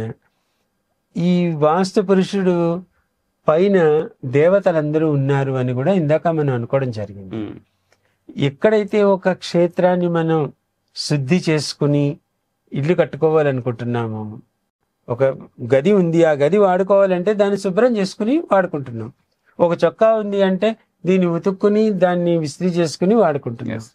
అదేవిధంగా వాస్తు ప్రకారం స్థల నిర్ణయానికి వచ్చినప్పుడు ఆ వాస్తు పురుషుడికి శివతత్వంతో ఉన్నాడు కాబట్టి ఆయనకి మళ్ళీ కోపాజ్ఞలు రాకుండా మనం చేసేటువంటి కార్యాలలో ఏ రకమైనటువంటి ఆటంకాలను పెట్టకుండా ఆ వాస్తు పురుషుడికి మనం శాస్త్రబద్ధంగాను పురోహితుల చేత ఆ వాస్తు హోమం కానీ వాస్తు పూజ కానీ చేయిస్తే ఆ శాంతి అక్కడ కలుగుతుంది. అంటే పాజిటివ్ వైబ్రేటెడ్ మంత్రాలు అక్కడ చెప్పడం వలన ఆ క్షేత్రానికి శుద్ధి అయ్యి ఆ శుద్ధి అవడమే వాస్తు పురుషుడు శాంతించినట్లుగా మనం భావం చేసుకుంటున్నాం. అందుకని ఖచ్చితంగా వాస్తు పూజ అన్నది కొత్త స్థలంలో మనం చేసుకోవాల్సిన అవసరం ఉంది. ఆ తర్వాత మండపారాధనని అలాగే గృహప్రవేశానికి చేస్తారు. శంకుస్థాపనకి వాస్తు పూజ కంపల్సరీగా చేస్తారు, వాస్తు పూజ చేస్తారు. గృహప్రవేశానికి వాస్తు హోమం చేస్తారు. అంటే ఏ రకమైనటువంటి నెగిటివ్ ఎనర్జీస్ని రానివ్వకుండా శివుడి యొక్క తత్వంతో ఉన్నటువంటి వాస్తు పురుషుడి యొక్క మంత్రాలతో కనుక మన సమిధులతో మనం కనుక హోమం చేసినట్లయితే ఆ శక్తి ఆ ఇంట్లో ఉన్నటువంటి చెడు శక్తుల్ని నిర్వీర్యం చేస్తుంది. తద్వారా మనం నూతనంగా మన నివాసానికి అది ఒక అనుకూలత్వాన్ని ఏర్పడుతుంది. అందుకని ఖచ్చితంగా వాస్తు పురుష హోమాలు పూజలు అయితే చేసుకోవడం వల్ల మంచి జరుగుతుంది కానీ చెడు జరగదు. ఓకే స్వామిజీ, ఇప్పుడు మీరు చెప్తున్నప్పుడు నాకు ఒక ఆర్టికల్ గుర్తుకొచ్చింది స్వామిజీ. అది గుర్తుకొచ్చి నవ్వొస్తా ఉంది. మామూలుగా ఏంటంటే వాస్తు గురించి కానీ అట్ ది సేమ్ టైం ముహూర్తాల గురించి, ముఖ్యంగా ముహూర్తము వాస్తు ఈ రెండింటి గురించి మన దేశంలో కమ్యూనిస్టులు చాలా పెద్ద స్థాయిలో అసలు ఇది తప్పు ఇది లేదు అని మాట్లాడుతూ ఉంటారు. బట్ వాళ్ళ ఆఫీసులు వాళ్ళ ఇళ్లలో పెళ్లిలు ఇవన్నీ ఆ ముహూర్తం ప్రకారం వాస్తు ప్రకారం కట్టినటువంటి దాంట్లోనే జరుపుకుంటా ఉంటారు. అలాంటి ఒక చాలా పెద్ద వ్యక్తి సంబంధించిన ఆర్టికల్ నాకు గుర్తొచ్చింది మీరు మాట్లాడుతూ ఉన్నప్పుడు. నేను ఒకటి చెప్తాను. భారతదేశంలో ఉన్న పరిస్థితి ఏమిటి అంటే సనాతనంగా కొన్ని లక్షల సంవత్సరాల నుంచి ఉన్నటువంటి ఈ భూమి మీద భరతఖండము అని చెప్పి అనుకుంటాం. కర్మభూమి మంది. ఈ కర్మభూమిలో అనేక మంది ఉన్నారు. ఇప్పుడు మనం రాజకీయంగా తీసుకుంటే 100 పార్టీలు వస్తున్నాయి. ఎందుకు 100 పార్టీలు వస్తున్నాయి? మూలంలో ఒక పార్టీలోనే ఉన్నారు వీళ్ళందరూ. మూలంలో ఒక పార్టీలోనే ఉన్నారు. ఆ పార్టీలో ఉన్నవాడు విభేదన చేసి వాడు ఐడెంటిఫై అవ్వటం లేదు, వాడికి గుర్తింపు రావటం లేదు అని వాడు ఇంకో పార్టీ పెడుతున్నాడు. అంటే గుర్తింపు గురించని ఈ పార్టీలో ఇన్నాళ్ళు మిళితమై ఉండి వాళ్ళ తప్పుల్ని ఎంచుకుంటూ ఆయన ఒక పార్టీ పెట్టి వీళ్ళ యందు బురద చల్లడం, వీళ్ళు మళ్ళీ వాళ్ళ యందు బురద చల్లడం, ఇది ఒక క్రియ నడుస్తుంది కదా. హిందూ ధర్మం మీద కూడా అదే నడుస్తుంది. హిందూ ధర్మం మీద కూడా అదే నడుస్తుంది. ఏ ఒక్కడు కూడా హిందూ కాదు అని చెప్పమనండి. మూలాల్లో సంబంధమే లేదు అసలు.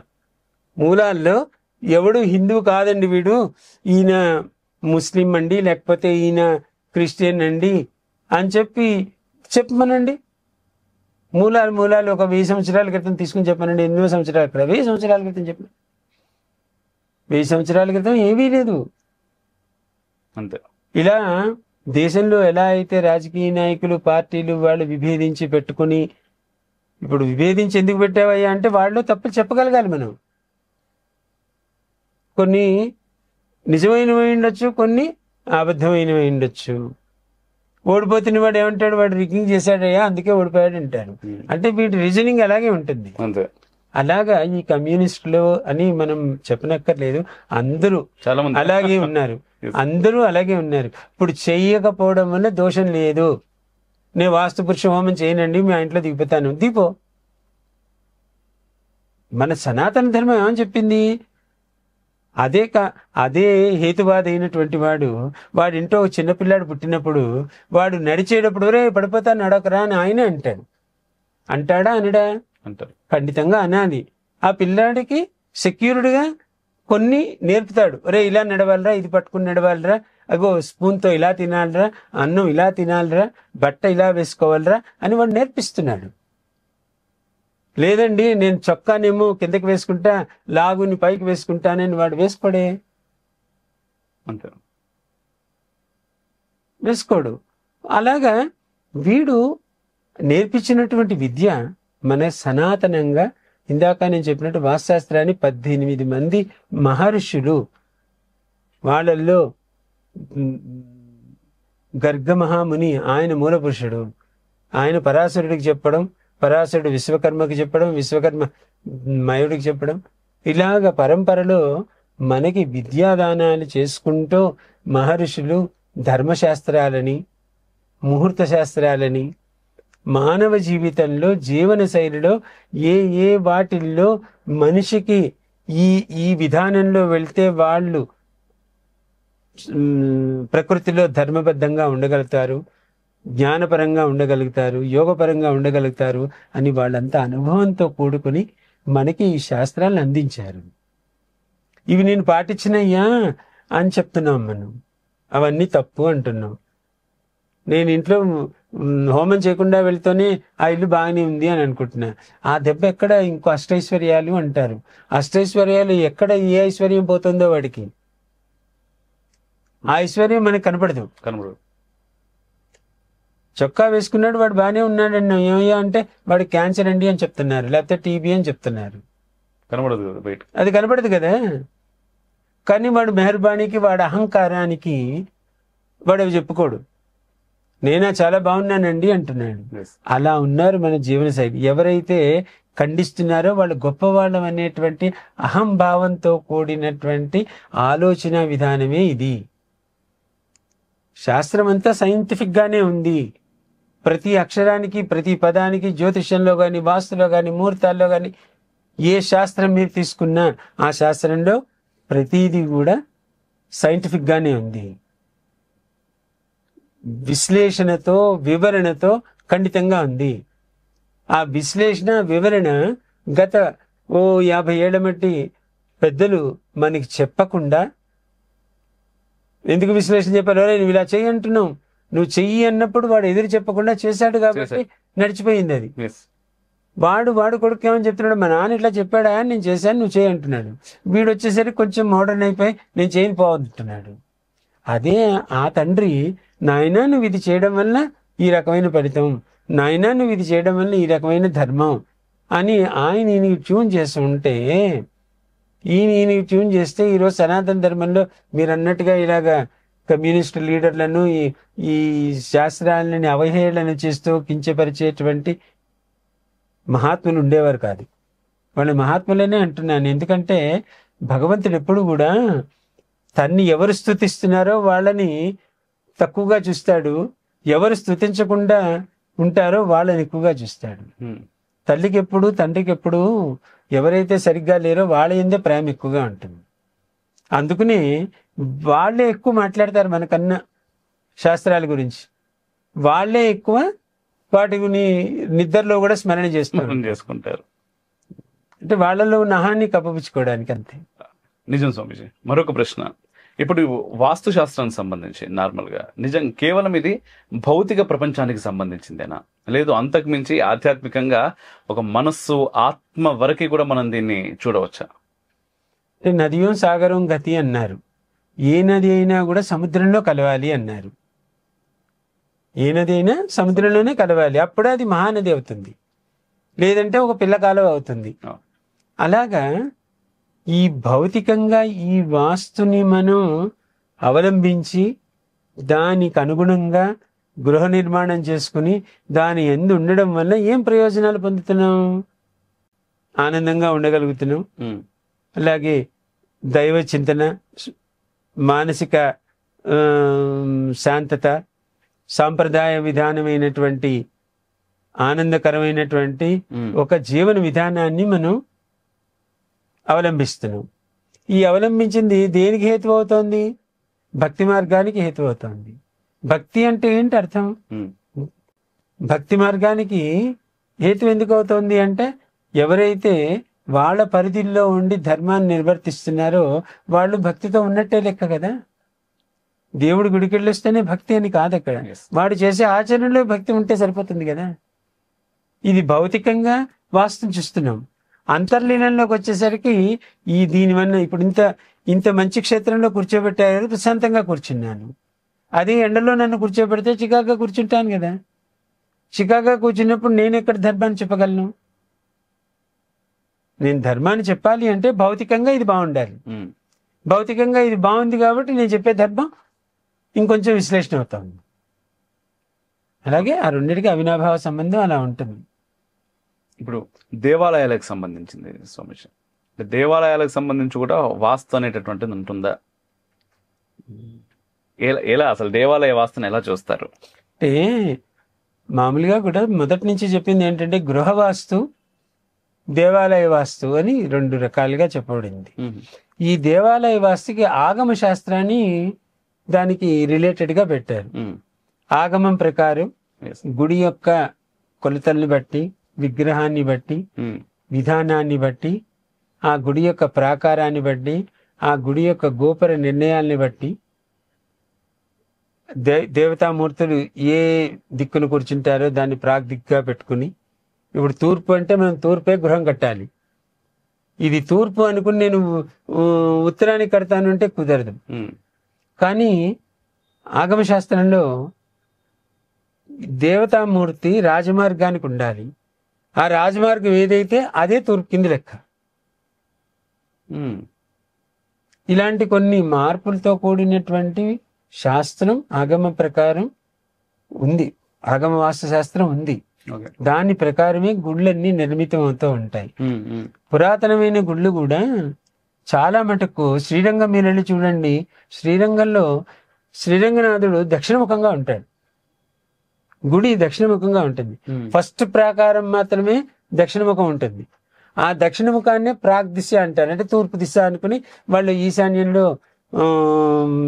బావి పెట్టుకుంటారు, ఆగ్నేయంలో వంట పెట్టుకుంటారు, ఇవన్నీ ఉంటాయి. రెండో ప్రాకారం వచ్చేసరికి తూర్పు ఏదైతే ఉందో దాన్ని ప్రామాణికం తీసుకుంటారు. మీరు శ్రీరంగం గుడికి వెళ్ళినట్లయితే అక్కడ మొత్తం ఆ ప్రాకారాలను చూసినట్లయితే అవగాహం అవుతుంది. దక్షిణాన్ని తూర్పుగా తీసుకొని దాని ప్రకారం ఆగ్నేయము, ఈశాన్యం ఇవి అంటే స్వయంభూ. ఆయన అక్కడ స్వయంభూ. ఆ స్వయంభూ ఎటున్నాడో దాన్నే ప్రాగ్ దిశ అంటారు, అంటే తూర్పు దిశ అంటారు. ఆ తూర్పు ప్రామాణికం చేసుకుని ఆ గర్భం వరకు అది నిర్ణయిస్తారు. ఆ గర్భం దాటిన తర్వాత రెండో ప్రాకారం కట్టేటప్పుడు తూర్పు ఎటుండో ఆ తూర్పుని ప్రామాణికం తీసుకుంటారు. అలాగే ఆగమ వాస్తు దాంట్లో మిళితమై ఉంటుంది. దీంట్లోనైనా ఆగమంని కూడా క్రోడీకరించుకుంటూ వాస్తుని రెండింటిని సమవిజ్యాలతో చూసుకుంటూ గుళ్ళు కట్టడం జరుగుతుంది. స్వయంభూలు ఎక్కడైతే ప్రాచుర్యంగా ఉన్నాయో అక్కడ ఈ వాస్తులో ఈ రకమైనటువంటి మార్పులు చేస్తే దాన్ని ఎంతవరకు ఆ శక్తి ఉంటుంది కదా, దైవశక్తి ముందు మిగతావన్నీ నిష్ప్రయోజనం. వాస్తవం. ఎప్పుడైనా గృహంలో కూడా యజమాని బలమైనటువంటి జ్యోతిషం అనుకోండి, జాతకం అనుకోండి, మంచి సింహం లాంటి జాతకం అంటాం అనుకోండి, వాడికి వాస్తు దోషాలు ఉన్నా కూడా అవి కొంచెం డామినేట్ అవుతాయి.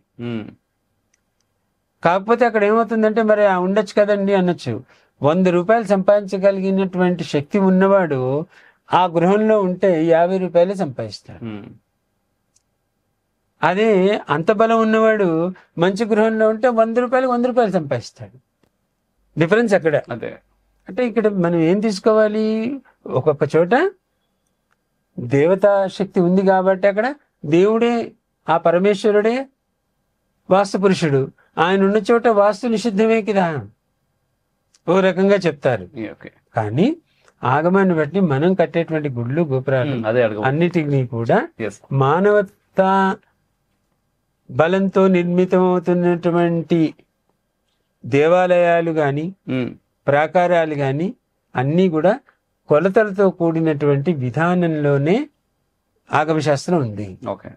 శిల్పాచారి అంటారు, శిల్పులు. శిల్పాచారి అంటే వాస్తు పురుషుడే శిల్పాచారి. ఇక్కడ పూర్వం చెప్పింది కూడా ఆ గార్గి మహాముని శిల్ప శాస్త్ర పండితుడు అని కూడా అంటారు. అంటే మయుడు ఉన్నాడు, ఒక లెక్క గృహాన్ని నిర్మించాడు, అలాగే ఇంద్రప్రస్థ గృహం నిర్మించారు. ఇవన్నీ కూడా వాళ్ళందరూ నిర్మించినప్పుడు వాళ్ళు ఆర్కిటెక్ట్ల కింద లెక్క కదా. ఆర్కిటెక్ట్లే వాళ్ళు. ఇంజనీర్లు అంటే వాస్తు చెప్పేవాడు ఆర్కిటెక్ట్ ఆ రోజుల్లో. ఇప్పుడు కొత్తగా మనం ఫ్యాషనబుల్ గా ఆర్కిటెక్ట్ అండి వీడు, ఈయన ఆర్కిటెక్ట్ అండి, ఈయన ఇంజనీర్ అండి అని చెప్తున్నాం. ఆ రోజుల్లో ఆర్కిటెక్ట్ అంటే ఎవరైతే ఈ వాస్తు శాస్త్రాన్ని, జ్యోతిష్ శాస్త్రాన్ని, ఈ శాస్త్రాలని ఎవరైతే అవగాహన చేసుకుని వాళ్ళు దాని యందు శ్రద్ధతో కూడుకుని ప్రపంచానికి అందిస్తున్నారో వాళ్ళందరినీ ఆర్కిటెక్ట్లే అనేవారు. ఇప్పుడున్నటువంటి తిరుమల కావచ్చు, కాశీ కావచ్చు, శ్రీశైలం కావచ్చు, ఇవన్నీ వాస్తుపరంగా అంటే వీటి వాస్తు ఎలా ఉంది అసలు? అదే చెప్తున్నాను కదా, స్వయంభూలు ఉన్న చోట చిన్న చిన్న మార్పులతో సాధ్యమైనంత వరకు చేయడం జరుగుతోంది. స్వయంభూలు కాకుండా మా ఊర్లో గుడి కడతాను అని అంటే ఆ గుడి ఏ గుడి కడతాడు, ఆ స్వామివారికి ఎంత ఎత్తు విగ్రహం ఉండాలి, దాని తగ్గ గోపురం ఎంత ఉండాలి, ప్రాకారం ఎంత ఉండాలి, ధ్వజస్తంభం ఎంత ఉండాలి ఇత్యాదులన్నీ మనం అన్ని కూడా క్యాలిక్యులేట్ చేసి మనం గుడి కట్టాలి. అంటే దానికి కూడా శాస్త్రం ఉంది, ఆగమ శాస్త్రంతో కూడిన వాస్తు ఉంది, లేదని చెప్పడానికి లేదు. మీరన్నట్టు శ్రీశైలం ఈ మహా పుణ్యక్షేత్రాలన్నిటిల్లో కూడా దైవబలం ఎక్కువగా ఉంటుంది కాబట్టి వాస్తుని అక్కడ సరిసమానంగా చూడలేకపోయారు. అదే మీరు చెప్తున్నప్పుడు నాకు గుర్తొస్తుంది, యాక్చువల్ గా తిరుమలలో వెంకటేశ్వర స్వామికి సంబంధించి గతంలో చాలా వైరల్ అయినటువంటి కామెంట్స్ అక్కడ ఉన్నటువంటి ఆచార్యులు చెప్పిర్రు. ఏంటంటే ఆగమ శాస్త్ర ప్రకారం ఇన్ని అడుగులు ఉన్నటువంటి దేవతామూర్తికి ఇంత నైవేద్యం, ఈ రకమైనటువంటి నైవేద్యం ఉంచాలి, ఈ రకంగా కార్యక్రమాలు జరగాలి, కానీ అవేవి జరగట్లేదు ఇక్కడ అని గతంలో. దానికి ప్రశ్న అంటే మనం ఆలోచిస్తే చిన్నపిల్లాడికి ఇంత అన్నం పెట్టాలి, పెద్దవాడికి ఇంత అన్నం పెట్టాలి, వాడు ఇంకొంచెం పరిపుష్టుడిగా ఉంటే ఇంత అన్నం పెట్టాలి. మనుషులమే ఇలా తింటున్నప్పుడు దేవతామూర్తి విగ్రహం ఎంతైతే ఉందో దానికి రిలేటెడ్ గా రోజు కూడా బలిపీఠాలని కూడా ఉంటాయి. అక్కడ దేవతలు భూత దయ కలిగిన వారు అంటారు. అంటే చుట్టూ ఉన్నటువంటి అష్టదిక్కుల్లోనూ వాళ్ళు కొన్ని బలిపీఠాలు పెట్టి రోజు ఆ స్వామివారికి నివేదన పెట్టే ముందు ఈ బయట ఉన్నటువంటి ఈ ఈ భూతాలకి, రాక్షసుల రూపంలో ఉన్నటువంటి భూతాలకి వాటికి నివేదన ఇచ్చిన తర్వాతే స్వామివారికి నివేదన అవుతూ ఉంటుంది. అక్కడ అవుతూ ఉంటుంది, ఇక్కడ అవుతూ ఉంటుంది. అది అయితే మీ దగ్గరికి నాకు తెలిసి చాలా మంది architects, at the same time చాలా మంది సివిల్ ఇంజనీర్స్ కూడా మీ శిష్యులు ఉన్నారు. అయితే వాళ్ళు ఈ యొక్క వాస్తుని ఏ కోణంగా చూస్తారు? వాళ్ళతో మీరు మాట్లాడుతున్నప్పుడు వాళ్ళు ఎలా స్వీకరిస్తున్నారు దీన్ని? నేను చాలా చోట్ల వాస్తు చూడడానికి వెళ్ళినప్పుడు జూబ్లీ హిల్స్, బంజారా హిల్స్ ఇలాంటి పెద్ద పెద్ద వాళ్ళ ఇంటికి వెళ్ళినప్పుడు వాళ్ళు ఆల్రెడీ ఒక ఆర్కిటెక్ట్ మాట్లాడుకుని ఆర్కిటెక్ట్ ద్వారా వ్యవహారం చేసుకుంటూ ఉంటారు. ఈ ఆర్కిటెక్టర్ దగ్గరికి వచ్చేసరికి ఏమవుతుందంటే వాళ్ళు వాస్తుశాస్త్ర మూలం ఏంటి? ప్రతి గృహానికి వెలుతురు, గాలి ఈ రెండు సమపాళ్లలో ప్రతి గృహం యందు ఉన్నటువంటి గదుల్లో ప్రసరణ అవ్వేటట్లుగా ఉండేదే vastu. The orientation of a building is called vastu అని ఇంగ్లీష్లో చెప్పచ్చు. ఈ ఆర్కిటెక్ట్లు వచ్చేసరికి వాళ్లకున్న కళని ప్రజ్వలింపజేయడానికి వాస్తు విరుద్ధంగా అన్ని చేస్తూ ఉంటారు. అవి నేను వెళ్ళినప్పుడు అన్ని మార్పులు చేయడం, వాళ్ళకి ఇంచేది బాధపడడం. కొంతమంది అయితే అయ్యా మీరు చెప్పిందే కరెక్ట్, మీరు చెప్పినట్లుగా చేద్దాం, నేను అన్ని సైంటిఫిక్గా చెప్తాను, నాన్న ఇది ఎందుకు ఉండకూడదు, ధర్మం ఏమని చెప్తోంది, శాస్త్రం ఏమని చెప్తోంది, సైన్స్ ఏమని చెప్తోంది అని వాళ్ళకి ఎంత విశ్లేషణ చేసి చెప్పినప్పుడు వాళ్ళు నన్ను ఫాలో అవుతారు. ఇప్పుడు చాలా మంది ఉన్నారు ఫాలో అవుతూ ఉంటారు నన్ను. అలాగే నేను ఆయం కట్టిస్తూ ఉంటాను. ఇండివిజువల్గా హౌస్ కట్టుకునే వాళ్ళకి ప్లింత్ ఏరియా క్యాలిక్యులేట్ చేసి ఆ గృహంలో నవవర్గ శుద్ధి చేసి ఆ ప్లాన్ తయారు చేసి ఇస్తూ ఉంటాను. ఈ ఆర్కిటెక్ట్లు కొంతమంది నా దగ్గర ఆ ప్లాన్లు అవి తీసుకుంటూ ఉంటారు. అది భేదన ఉంటుంది కదా. ఇప్పుడు అహం ఎలా ఉంటుంది? అహంకారం వల్ల నేనే గొప్పవాడిని అన్నట్లు ఉంటుంది ప్రతి మనిషికి కూడా. ఇది మన శాస్త్రాలన్నీ కూడా హిందూ ధర్మంలో వచ్చాయి కాబట్టి వీటికి చిన్న చూపుగా చూస్తూ వాళ్ళు కొంచెం దాన్ని గొప్పగా ఫీల్ అవ్వడం, మనం చెప్పిన ఆర్కిటెక్చరల్ ఇదే కరెక్ట్ అన్నట్టు ఫీల్ అవ్వడం కొంతమంది దగ్గర నేను అనుభవం పొందాను. కానీ నేను తీసుకెళ్ళిన వాళ్ళకి నా మీద నమ్మకం ఉన్నప్పుడు నేను చెప్పింది చేస్తేనే వెళ్తాను, లేకపోతే వాళ్ళకు దండం పెట్టి వచ్చేస్తాను నేను. ఎందుకు మనం ఇప్పుడు మూర్ఖులతో రంజింప చేయలేమంటాం. మీరు ఇందాక చెప్పినట్లు ఆయన ముహూర్తం లేదు, అది లేదు, కమ్యూనిస్ట్ లీడర్ ఇంట్లో ఇట్లా అంటే మూర్ఖంగా మాట్లాడిన వాడికి ఎవడేం చెప్పగలడు? ఒక సంస్థ హాస్టల్ని నేను 96లో చూసినప్పుడు ఇవన్నీ మార్పులు ఏంటయ్యా, నైరుతిలో బాత్రూములు పెట్టారు, ఈశాన్యంలో బాత్రూములు పెట్టారు, ఇది హాస్టలు, ఈ హాస్టల్లో ఇలా పెట్టొచ్చునా అని అడుగుతూ ఉంటే, హాస్టల్లో అప్పుడుకున్న సిచ్యువేషన్ ఏంటి అంటే పైన ఇంకో ఫ్లోర్ వేద్దామంటే ఎవరు డబ్బులు ఇవ్వటం లేదు.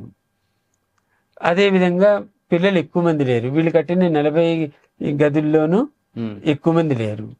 ఏదో నడిపించాలి, పేద పిల్లలు వస్తారు. ఆయన కోరిక ఏంటంటే ఆయన ఊర్లో ఉండి హైదరాబాద్ చదువుకున్న రోజుల్లో కష్టపడి చదువుకున్నారని ఆయన ఇది ఏర్పాటు చేసి ఓ ట్రస్ట్ ఏర్పాటు చేసి ఆ ట్రస్ట్కి తగ్గట్టుగా అక్కడ మినిమం తీసుకుని పిల్లలకి భోజనము, వసతి ఏర్పాట్లు చేశాడు. ఇక్కడికి వచ్చి హైదరాబాద్లో చదువుకోవాలి అనుకున్న వాళ్ళకి నేను ఆలోచించి వాళ్ళు కొన్ని రిపేర్లు చేస్తే బాగుంటుంది అంటే అతను నమ్మలేదు వాస్తుని. నేను ఒక్కటే చెప్తానండి, ఇది ఇలా కాదు ఇలా చేద్దాము అని చెప్పి ఆ నైరుతి స్థానంలోదేమో వాళ్ళ ఆఫీస్ రూమ్ చేయించేసాను. ఆ బాత్రూమ్ మొత్తం తీయించేసేసి వాళ్ళ ఆఫీస్ రూము మీటింగ్ రూమ్ కింద చేయించేసాను. ఈశాన్యంలో అది ఆధ్యాత్మిక చింతనకి సంబంధించినటువంటివి చేసుకోవడానికి ఉపయోగించుకోండి, ఏదైనా గణపతి పూజ చేసుకున్నా అవి చేసుకున్నా దేవుణ్ణి ఇక్కడ పెట్టుకోండి అని అది ప్రోక్షణ చేయించి ఆ బాత్రూమ్ చేయించేసి ప్రోక్షణ చేయించి అక్కడ దేవస్థానాన్ని పెట్టి ఇటు ఆగ్నేయం వైపుకి బాత్రూమ్స్ పెట్టించేసాను. అంతా అయిపోయింది. అయినటువంటి నెలలో ఒక సెల్ టవర్ వాడు వచ్చి అయ్యా మేము సెల్ పెట్టుకుంటాము, నెలకి 10,000 ఇస్తాము అన్నారు. అమ్మాయ బాగుంది, ఇది 10,000 వస్తే కరెంటు బిల్లుకి వెళ్ళిపోతుంది. ఆ తర్వాత పైన కట్టడానికి క్యూలో వచ్చారు జనాలు, కట్టి second floor first floor second floor కూడా పూర్తిగా అయిపోయి డబ్బులు వీళ్ళ దగ్గర ఎక్స్ట్రా మిగులుతున్నాయి. చక్కగా ఇప్పుడు అది వాస్తు ప్రకారం చేయించాను. ఆయన చివరికి నన్ను నమ్మక తప్పలేదు కదా. అలాగే ప్రముఖ హాస్పిటల్ వాళ్ళు కూడా ఆవిడకి 75 ఏళ్ల వయసులో నేను వాళ్ళ ఇంటికి వెళ్ళి అమ్మా వాస్తు ప్రకారం మీరు దీన్ని మార్పు చేసుకుని ఇట్లా చేయండి అంటే ఇవన్నీ నేను నమ్మను అంది ఆవిడ. కొన్ని నమ్మకపోయినా పర్వాలేదు, కొన్నాళ్ళ తర్వాత నా వాక్కు ఫలించి ఇక్కడ కూర్చుంటారులేండి అన్నాను. అనుకోకుండా ఆవిడకి ఏదో ఇబ్బంది వచ్చి ఆ రూమ్ అటువైపు మార్చుకున్న తర్వాత హాస్పిటల్కి జనాలు ఎక్కువ రావడం మొదలుపెట్టారు. అప్పుడు వాళ్ళ కూతురు అందట, అమ్మ స్వామి చెప్పారు కదా బాగుంది. అప్పటి నుంచి ఆవిడ అక్కడ పెట్టి కూర్చుంది. మార్పు అనేది ఉంటుంది కదా, మార్పు లేకుండా ఉండదు. ఫలితం అనుభవించే వాళ్ళకి తెలుస్తుంది, ఆస్వాదించే వాళ్ళకి తెలుస్తుంది. ఇక్కడ నేను జ్యోతిషాన్ని వాస్తుని రెండుని మిళితం చేసి చెప్పడం వల్ల వాళ్ళ యొక్క స్థితిగతులు, వాళ్ళ యొక్క పరిస్థితులను అర్థం చేసుకుని దాన్ని బట్టి ముందుకు వెళ్తూ ఉంటాం. అది అయితే ఇప్పుడు ఫారెన్ అంటే విదేశాలకు సంబంధించి ఒకసారి మనం మాట్లాడుకుంటే వాస్తు అనేసరికి అంటే ఇక్కడికి అక్కడికి చాలా మార్పులు ఉంటాయి. వాతావరణమైనటువంటి మార్పులు కావచ్చు, శారీరకమైన మార్పులు కావచ్చు, అండ్ అంటే టైం కూడా కొంత ఇది అది వేరు కదా. ఈ వాస్తుని ఎలా చూడవచ్చు అక్కడికి వచ్చేసరికి? చెప్పాను, సూర్య చంద్రాదులు నవగ్రహాలు వీటి ప్రామాణికం ఉన్నంత వరకు ఎక్కడ భూమి మీద ప్రసరణ అవుతుందో అక్కడ శాస్త్రాలన్నీ ఇంప్లిమెంట్ అవ్వాల్సిందే. కొన్ని చోట్ల అక్కడ మనకి ఇప్పుడు నార్త్కి ఎక్కడికో ఎందుకు మనం నార్త్కి వెళ్తాం అంటే ఉత్తర భారతదేశానికి వెళ్ళినప్పుడు అక్కడ చలి గాలులు వర్షాదులు ఇత్యాదులు ఉంటాయి. దానికి తగ్గట్టుగా అక్కడ గృహాన్ని నిర్మాణం చేయడం జరుగుతుంది. మూలం అయితే పోదు. నేను ఇందాక చెప్పినట్టు స్విట్జర్లాండ్ లో జూరిచ్ అనేటువంటి ఆ సిటీలో మనం చెప్పిన వాస్తు వాడుతున్నారు. మరి ఫారెన్ కదా, అది ఇండియా కాదు కదా. అన్ని చోట్ల ఎక్కడైతే భూస్పర్శ ఉండి నవగ్రహాల యొక్క వీక్షణ ఉన్నదో అక్కడ ఖచ్చితంగా శాస్త్రాన్ని అవలంబించడం ఉత్తమం. ఇది అన్ని చోట్ల పనిచేస్తుంది. రైట్, బాగుంది స్వామి స్టేట్మెంట్. అండ్ మరొక ప్రశ్న స్వామిజీ, వచ్చేసింది, దగ్గరకు వచ్చేసింది. మీ సమయం చాలా తీసుకున్నామా అంటే చాలా డౌట్లు ఉన్నాయి. మామూలుగా వాస్తు శాస్త్రం అంటే మనిషిని ఏ విధంగా తీసుకెళ్తుంది? ఎందుకంటే రెండు ఉన్నాయి స్వామిజీ. అంటే జీవితం అనేసరికి భౌతికమైనటువంటి కంఫర్ట్ గురించి ఆలోచించే వాళ్ళే ఎక్కువగా. ఇంతకుముందు మీరు చెప్పినట్టుగా అంటే కొన్ని సంవత్సరాల నుంచి మన తాత ముత్తాతలు అంతకుముందు నుంచి కూడా చెప్పే విధానం మారుతా వస్తుంది. ఆ తర్వాత ఇప్పుడు ఏంటంటే వెస్టర్న్ ఇన్ఫ్లుయెన్స్ ఎక్కువయ్యేసరికి ప్రశ్నించే తత్వం పెరుగుతూ ఉంది. ఒకప్పుడు రాముడు దేవుడు అని అందరూ నమ్మేవారు ఇక్కడ. సో రాముడు ఏంటి, పితృవాక్య పరిపాలకుడు, తండ్రి చెప్పింది చేయాల్సిందే. రాముడు దేవుడు అన్నప్పుడు పిల్లగాడు ఖచ్చితంగా రాముడిని అనుసరించాలి. కానీ ఈరోజు రాముడు దేవుడా అని అడిగేటటువంటి కాలంలో మనం ఉన్నాం. కాబట్టి ఖచ్చితంగా తండ్రి కావద్దు, ఎవరు గురువులు కాదు, ఎవరినైనా సరే ప్రశ్నించి అడిగే తత్వానికి పిల్లలు వచ్చేసారు. అది ఒక మేర మంచిది, చాలా రకాలుగా చెడ్డది కూడా. కానీ దానికి సమాధానాలు మిస్ అవుతున్నాయి పైనుంచి, ఎందుకంటే చాలా గ్యాప్స్ ఉన్నాయి కాబట్టి. అయితే వాస్తు శాస్త్రం ఒక మనిషిని కేవలం భౌతికమైనటువంటి కంఫర్ట్ ఇవ్వడానికి మాత్రమే ఉపయోగపడుతుందా, లేదా ఆధ్యాత్మికంగా తన ఎదుగుదలకు కూడా ఉపయోగపడుతుందా? ఎప్పుడైతే సరి అయినటువంటి వాస్తు శాస్త్ర విధానంలో గృహ నిర్మాణం చేసుకున్నామో ఆ గృహంలో ఉన్నటువంటి వాళ్ళందరూ వాళ్ళ పరిధిలో వాళ్ళు ఉంటారు. అంటే పరిధిలో ఉండడం అంటే అర్థం ఏంటి? ఆలోచన విధానంలో, ఆచరణ విధానంలో, అవలంబించేటువంటి విధానంలో వాళ్ళు ఒక పరిమితిలో ఉన్నప్పుడు ఆధ్యాత్మికంగా ఆటోమేటిక్గా పాజిటివ్ టెండెన్సీ వస్తుంది. ఎప్పుడైతే మనం ఒక మంచి క్షేత్రంలో ఉన్నాం, ఆనందమైన ఆలోచన వస్తుందా, చెడు ఆలోచన వస్తుందా? ఆనందమైన. ఆ ఆనందమైన ఆలోచన దైవత్వంతో కూడుకుని ఉంటుంది అలాంటి చోట. అంటే భౌతికంగా మనకి ఆనందాన్ని ఇస్తూ ఆ క్షేత్రం, అదే మన పూర్వీకులు ఇచ్చిన రహస్యమైనటువంటి జీవన విధానం ఏమిటి అంటే పుణ్యంతో పాటు పురుషార్థం ఉండాలయ్యా అని చెప్పుకొచ్చారు. ఇప్పుడు పురుషార్థం ఉండాలి అన్నారు, పుణ్యంతో పాటు పురుషార్థం కూడా ఉండాలి అన్నారు. ఇక్కడ పుణ్యం ఏంటి, పురుషార్థం ఏంటి అంటే పురుషార్థానికి వచ్చేసరికి నువ్వు కట్టుకున్నటువంటి నీ గృహాన్ని యందు నువ్వు ప్రశాంతమైన ఆనందమైన జీవితాన్ని అవలంబిస్తున్నప్పుడు నీ ఆలోచన విధానం సదిక్కుగానే ఉంటుంది కానీ విదిక్కుగా ఉండదు. అంటే పాజిటివ్ టెండెన్సీ ఆఫ్ ఫీలింగే ఉంటుంది కానీ negative tendency of the feeling ఉండదు. ఎప్పుడైతే నెగిటివ్ టెండెన్సీ లేదో నీలో పాజిటివ్ ఉన్నట్లు కదా అక్కడ. అది స్పిరిచువాలిటీకే లెక్క కదా. ఓకే. అంటే స్పిరిచువాలిటీ అంటే రోజు గుడికెళ్ళి వచ్చేస్తే వాడు భక్తుడు అనడానికి లేదు. ఏదో సేవ చేస్తాడు. ఒకడు పెద్దవాళ్ళకి వెళ్ళి సేవ చేసేస్తూ ఉంటాడు, ఒకడు హాస్పిటల్కి వెళ్ళి సేవ చేసేస్తూ ఉంటాడు, ఒకడు శ్మశానానికి మాత్రమే వెళ్ళి అక్కడ సేవ చేసేస్తూ ఉంటాడు. నిజం. అంటే వాడు మరి దేవుణ్ణి కనబడితే దేవుణ్ణి అసలు ధనం కూడా పెట్టడు, పక్కకి వెళ్ళిపోతాడు. కానీ అక్కడికి వెళ్ళి అంత సేవ చేసేస్తాడు. మరి వాడు లెక్క చేసుకున్నప్పుడు అతను ప్రామాణికంలో భగవంతుడు ఎక్కడున్నాడు రా అంటే ఆ సేవలో ఉన్నాడని చెప్తున్నాడు. అద్భుతం. చెప్తుంది ఆ దేవుడి దగ్గరికి వెళ్ళి ఆ గుడికి వెళ్ళి నువ్వు కొబ్బరికాయ కొట్టి దండేసి స్తోత్రం చదివే బదులు ఇక్కడ నువ్వు ఇది చేస్తే దేవుడు ఇక్కడ కనబడతాడయ్యా అంటున్నారు. మరి శ్మశానవాసి అంటున్నారు పరమశివుడు. మరి శ్మశానంలో సేవ చేసేస్తున్నాను నేను పుణ్యాత్ముడే కదా అంటాడు వాడు.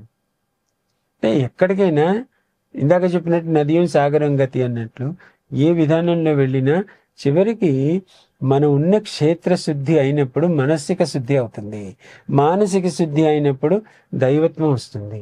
ఆ దైవత్వం అనేది విభిన్న కోణాల్లో ఉండొచ్చు.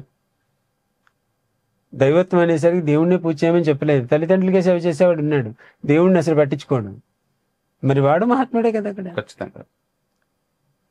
అందుకని ఇక్కడ ఈ రెండింటికి రెసిప్రోకల్గా మాట్లాడుకున్న రిలేషన్ అయితే ఉంది. దైవత్వానికి భౌతికంగా ఉన్న ఆనందానికి రిలేషన్ ఉంది, లేకుండా లేదు. భౌతికంగా కంఫర్ట్ లేకపోతే వాడికి వేరే ఏ ఆలోచన ఉండదు. ఇంకా పొద్దు లేచినప్పటి నుంచి నేను ఎట్లా బతకాలనే ఆలోచన మాత్రమే ఉంటుంది, పక్కవాడి గురించి ఆలోచన ఉండదు. ఎస్ స్వామీజీ, చాలా చాలా చాలా చాలా ధన్యవాదాలు స్వామీజీ. అయితే నాకు మరొక అంటే మీతో ఈ ప్రయాణంలో ఇంకొక విషయం నేను ఖచ్చితంగా వీరితో పంచుకోవాలి. దానికంటే ముందు ఒక విషయం మిమ్మల్ని అడిగేది ఉంది. అయితే చాలా సందర్భాల్లో మీరు రాశి రీత్యా నక్షత్రం రీత్యా మాట్లాడుతున్నప్పుడు జ్యోతిష్యం గురించి మొక్కలు అంటే ఈ రాశికి ఈ నక్షత్రానికి ఈ మొక్కతో ఉండడము, ఈ మొక్క పెంచుకోవడం, లేదా దాని చుట్టూ ప్రదక్షిణాలు చేయడం, దానితో మన సంబంధాన్ని కొనసాగించడం ద్వారా మనకు ఉండేటటువంటి కర్మ అంటే దుష్కర్మాలని మనం తొలగించుకోవచ్చు, దుష్కర్మ ఫలితాన్ని తొలగించుకోవచ్చు అని చాలా సందర్భాల్లో మీ మాటల్లో నేను విన్నాను. దానికి సంబంధించి నాకు తెలిసి చాలా పెద్ద విషయాలు అవి. దానికి సంబంధించి మీరు మరొక ఇంటర్వ్యూ ఇస్తాను అని మీ మాట తీసుకున్న తర్వాత జయ గురుదత్త జ్యోతిష్యం మీద ప్రత్యేకం మాట్లాడుకుంటూ ప్రారంభ కర్మల్ని ప్రాయచిత విధానం ఎంత సరళీకృతం చేసుకుంటూ చేయొచ్చో చెప్తాను. శాస్త్రం అన్నది అవలంబన చేసే విధానం త్రికరణ సిద్ధిగా ఉన్నట్లయితే ఆ క్రియ పాజిటివ్గా మనకి రిఫ్లెక్ట్ అవుతుంది. జాతకం చూసి భయపడిపోనే అవసరం లేదు. జ్యోతిష్యాన్ని కానీ వాస్తుని కానీ భయంతో మనం ఆచరణ చేయక్కర్లేదు. భక్తితో ప్రేమతో చేయొచ్చు. కష్టాన్ని అధిగమించడానికి ఇందాక చెప్పినట్లు శనీశ్వరుడు మళ్ళీ ఇంత భయం, శనీశ్వరుడు చేశాడు ఆనందం, నాకు ఈ కర్మ పోయింది కదా. దానికి మనం సూక్ష్మంగా చెప్తున్నాం కదా, ఒక ఎనస్థిషియా దగ్గరికి వెళ్ళి ఇంజక్షన్ చేయించుకుంటే నొప్పి కనపడదు అని. ఆ ఎనస్థిషియా ఎవరు అంటే భగవంతుడి స్మరణ, లేకపోతే ఓ సేవ, ఏదో ఒక ఎనర్జీ ట్రాన్స్ఫర్. అది సూక్ష్మంగా చెప్తాను. కొన్ని ఏ గ్రహాలకి ఎట్లా విధానంలో వెళ్తే మన ఆ గ్రహాల యొక్క సానుకూలతను పొందగలము, తద్వారా మనకి వాటి యొక్క రిఫ్లెక్షన్ మన మీద ఎంత పడుతుందో రిఫ్లెక్షన్ ఛానల్లో చెప్తాను. చాలా చాలా ధన్యవాదాలు స్వామీజీ. అయితే మరొక విషయం నేను మీకు చెప్పాలి అనుకున్నది ఏంటంటే, స్వామీజీ మీకు గుర్తుండిందో లేదో, సరిగ్గా అదే మీ దగ్గరికి నేను వస్తున్నటువంటి స్టార్టింగ్ లో ఒక 14-15 సంవత్సరాల క్రితం వస్తున్నప్పుడు, అప్పుడు నేను మ్యూజిక్ అని, సినిమాలు అని, యాంకరింగ్ అని అటువైపు ఉంటున్నటువంటి ప్రయాణం. దాంట్లో భాగంగా ఒక సినిమాకి 2 పాటలు కూడా రాశాను. ఒక ఐటమ్ సాంగ్, ఒక ప్రేమ పాట రాసిన తర్వాత నేను మీ దగ్గరకు వచ్చినప్పుడు మీరు అన్నారు, ఇవన్నీ కాదు కానీ సరస్వతి అమ్మవారు పాటలు కోరుకుంటుంది నీ దగ్గర నుంచి, ఒక మంచి పాట రాసుకుంటా నాన్న అని అన్నప్పుడు నాకేంటంటే ఏ ఎక్స్ప్రెషన్ తెలియక ఇలా అన్నాను. కానీ బయటకు వచ్చిన తర్వాత దాదాపుగా ఏంటి సరస్వతి అమ్మవారి మీద మనం పాట రాయడం, మనం తెలుగే అంతంత మాత్రం మాట్లాడతాం, అందులో ఏదో ప్రేమ పాటో అదో ఏదో అంటే కొంత ప్రయత్నం చేసి చేయవచ్చు. కానీ అమ్మవారి పాట మనం రాయడం ఏంటి, స్వామివారు చెప్పారు మనం ఏమో రాయాలి ఎలా అని ఒక 2-3 రోజులు ఆ ఆలోచనలోనే ఉన్నప్పుడు సడన్ గా ఒక రోజు కూర్చొని ఓకే ప్రయత్నం అయితే చేద్దాం, మరి వారి నుంచి ఆ మాట ఊరికే రాదు కదా అని కూర్చున్నాను స్వామీజీ. నేను కూర్చున్నప్పుడు ఏంది అమ్మవారి మీద అందరూ అన్ని పాటలు రాసేశారు. ఎందుకో ఆ తల్లి, ఎందుకంటే ఈ రోజు ఇక్కడ ఉన్నానంటే ఆ తల్లి భిక్షే, అంతకుమించి వేరే ఏం లేదు. నాన్న అమ్మ చేసిన సేవ, గురువుల అనుగ్రహం, ఆ తల్లి భిక్ష తప్ప నేననేది ఎక్కడ లేదు, ఏమీ లేదు. అయితే ఆ రోజు కూర్చున్నప్పుడు అరే తల్లి అన్నీ ఉన్నాయి నీకు, ఒక లాలిపాట ఎవరు రాయలేదమ్మా అని చెప్పి ఆ లాలిపాట రాయడం ప్రారంభం చేశాను. ప్రారంభం చేసేటప్పుడు కూడా ఈ పాట కంప్లీట్ చేస్తాను అనే నమ్మకం నా లోపల, మొదలు పెడతాననే నమ్మకం కూడా లేదు. కానీ ప్రయత్నం చేయకుండా నేను చేయలేను అని చెప్పడం నా వల్ల కాదు. అంటే ప్రయత్నం చేసి స్వామీజీ నేను ప్రయత్నం చేశాను కానీ నాతో అవ్వలేదు అని చెప్దాం అనుకుని ప్రారంభించాను. కానీ ఆ పాట పూర్తయింది. ఆ పాట పాడించిన తర్వాత మీకు వినిపించాను. అవును, చాలా సంతోషం. ఆ రోజుల్లో నా ఆలోచనలో నువ్వొక ఇటు ఆధ్యాత్మిక సేవా విధానంలో ఉన్నటువంటి ఏరియాలోకి వస్తావు అని అనుకున్నాను. కానీ నువ్వు సినిమాల వైపు వెళ్తుంటే ఒక వారం రోజులు మొదలుపడ్డాను. నేను ఈ పిల్లాడిని రాంగ్ డైరెక్షన్లో ఏమన్నా చెప్పానా, ఈ ఆధ్యాత్మికానికి వెళ్లకుండా ఇలాంటి సినిమాలు, ఇలాంటి సంస్కారహితం కానటువంటి వాటికి పంపించినప్పుడు రేపొద్దున వాళ్ళ నాన్నగారు అమ్మగారు నా మీద నమ్మకంతో నా మాట ఇచ్చి ఆ అబ్బాయిని వదిలేయండి నేను చూసుకుంటాను అన్నందుకు, ఈ అబ్బాయి కనుక ఈ సినిమాల్లోకి వెళ్ళి ప్రవర్తన విధానం మారినట్లయితే నేను ఎంత పాపం మూట కట్టుకుంటాను అని బాధపడేవాడిని. ఎప్పుడైతే నువ్వు ఆ ట్రెండ్ మార్చుకుని ఆ భరత్ టుడేలోనే ఇక్కడో నువ్వు చేయడం, ఆ స్వామివారితో మంచి రిలేషన్ ఉండడం, అవన్నీ చూసిన తర్వాత అమ్మయ్య నేను ఆనందపడింది అక్కడ ఆ క్షణం. నువ్వు నమ్ముతావో నమ్మవో కానీ నువ్వు వచ్చిన రోజు నుంచి, అంటే జనరల్గా నా సద్గురువులు నాకు భిక్ష పెట్టింది 10 మందిని ప్రకృతిలో ధర్మంలో నువ్వు సేవ చెయ్యి. మా గురువుగారు నాకు వాస్తుశాస్త్రం చెప్పినప్పుడు సోమంచి కృష్ణశాస్త్రి గారని, వారు చాలా మహాత్ములు, జ్ఞానులు, వారు పెట్టిన భిక్షే ఈరోజు మీ అందరి ముందు 4 పలుకులు పలికాను. అంతే తప్ప ఇది నా స్వయంకృతం కాదు కదా. ఈ స్వయంకృతం కాని దాన్ని నా అహంకారంతో నేను చెప్పాల్సిన పని లేదు. నన్ను నమ్మి వచ్చిన వాళ్ళు నా సద్గురువులే చెప్తున్నారు అనే భావన. ఈ భావనలో నేను నీకు చెప్పినప్పుడు నువ్వు కనుక తప్పటడుగు వేస్తే ఆ తల్లిదండ్రుల యొక్క బాధ ఎవరు పడాలి, అనుభవించాలి? అది నేనే కదా అప్పుడు అనుభవించాలి. అయ్యా ఆయన మీద నమ్మకంతో గురువుగారి దగ్గర పంపించాం, చివరికి సినిమాలు అన్నాడు, సినిమాల్లో ఇలా అయిపోయాడు అనే మాట అనిపించుకోలేం కదా. నువ్వు ఎప్పుడైతే భరత్ టుడేలో చేరావో అమ్మాయ నా జీవితంలో సార్థకత వచ్చింది నాయన. ఆ రోజు నుంచి నేను ఎప్పుడు ఎక్కడ జపం చేసుకున్నా ఆ జపంలో నీ గురించి యోచన ఉంటుంది. ఎంతో మంది నన్ను బలవంతం చేశారు, ఎంతో మంది టీవీల్లోకి రమ్మని అడిగారు. ఒక వ్యక్తి పేరు చెప్పకూడదు కానీ ఆయన 25 ఏళ్ల క్రితమే అడిగాడు. ఈరోజు చాలా ప్రముఖ టీవీగా ఉంది. ఆయనే స్వయంగా మీరు మా దాంట్లో చెప్పాలి అంటే మేము టీవీ పరంగా కానీ ఈ వీటి పరంగా కానీ రామండి, మేము పబ్లిసిటీ మాకు అక్కర్లేదు, ధర్మాన్ని నిర్వర్తించుకుంటూ నలుగురికి మంచి చేస్తే చాలు, ఇదే కాన్సెప్ట్తో ఇన్నాళ్ళు నేను నడిచాను ఈ 30 ఏళ్ళు. కానీ ఇక్కడ పుత్ర ప్రేమ, శిష్యుడు మీద ప్రేమ అన్నట్లు అది జయించుకుని ఈరోజు మీ అందరి ముందు కనబడుతున్నాను. చాలా చాలా చాలా నిజం, ఇది మాత్రం సత్యం.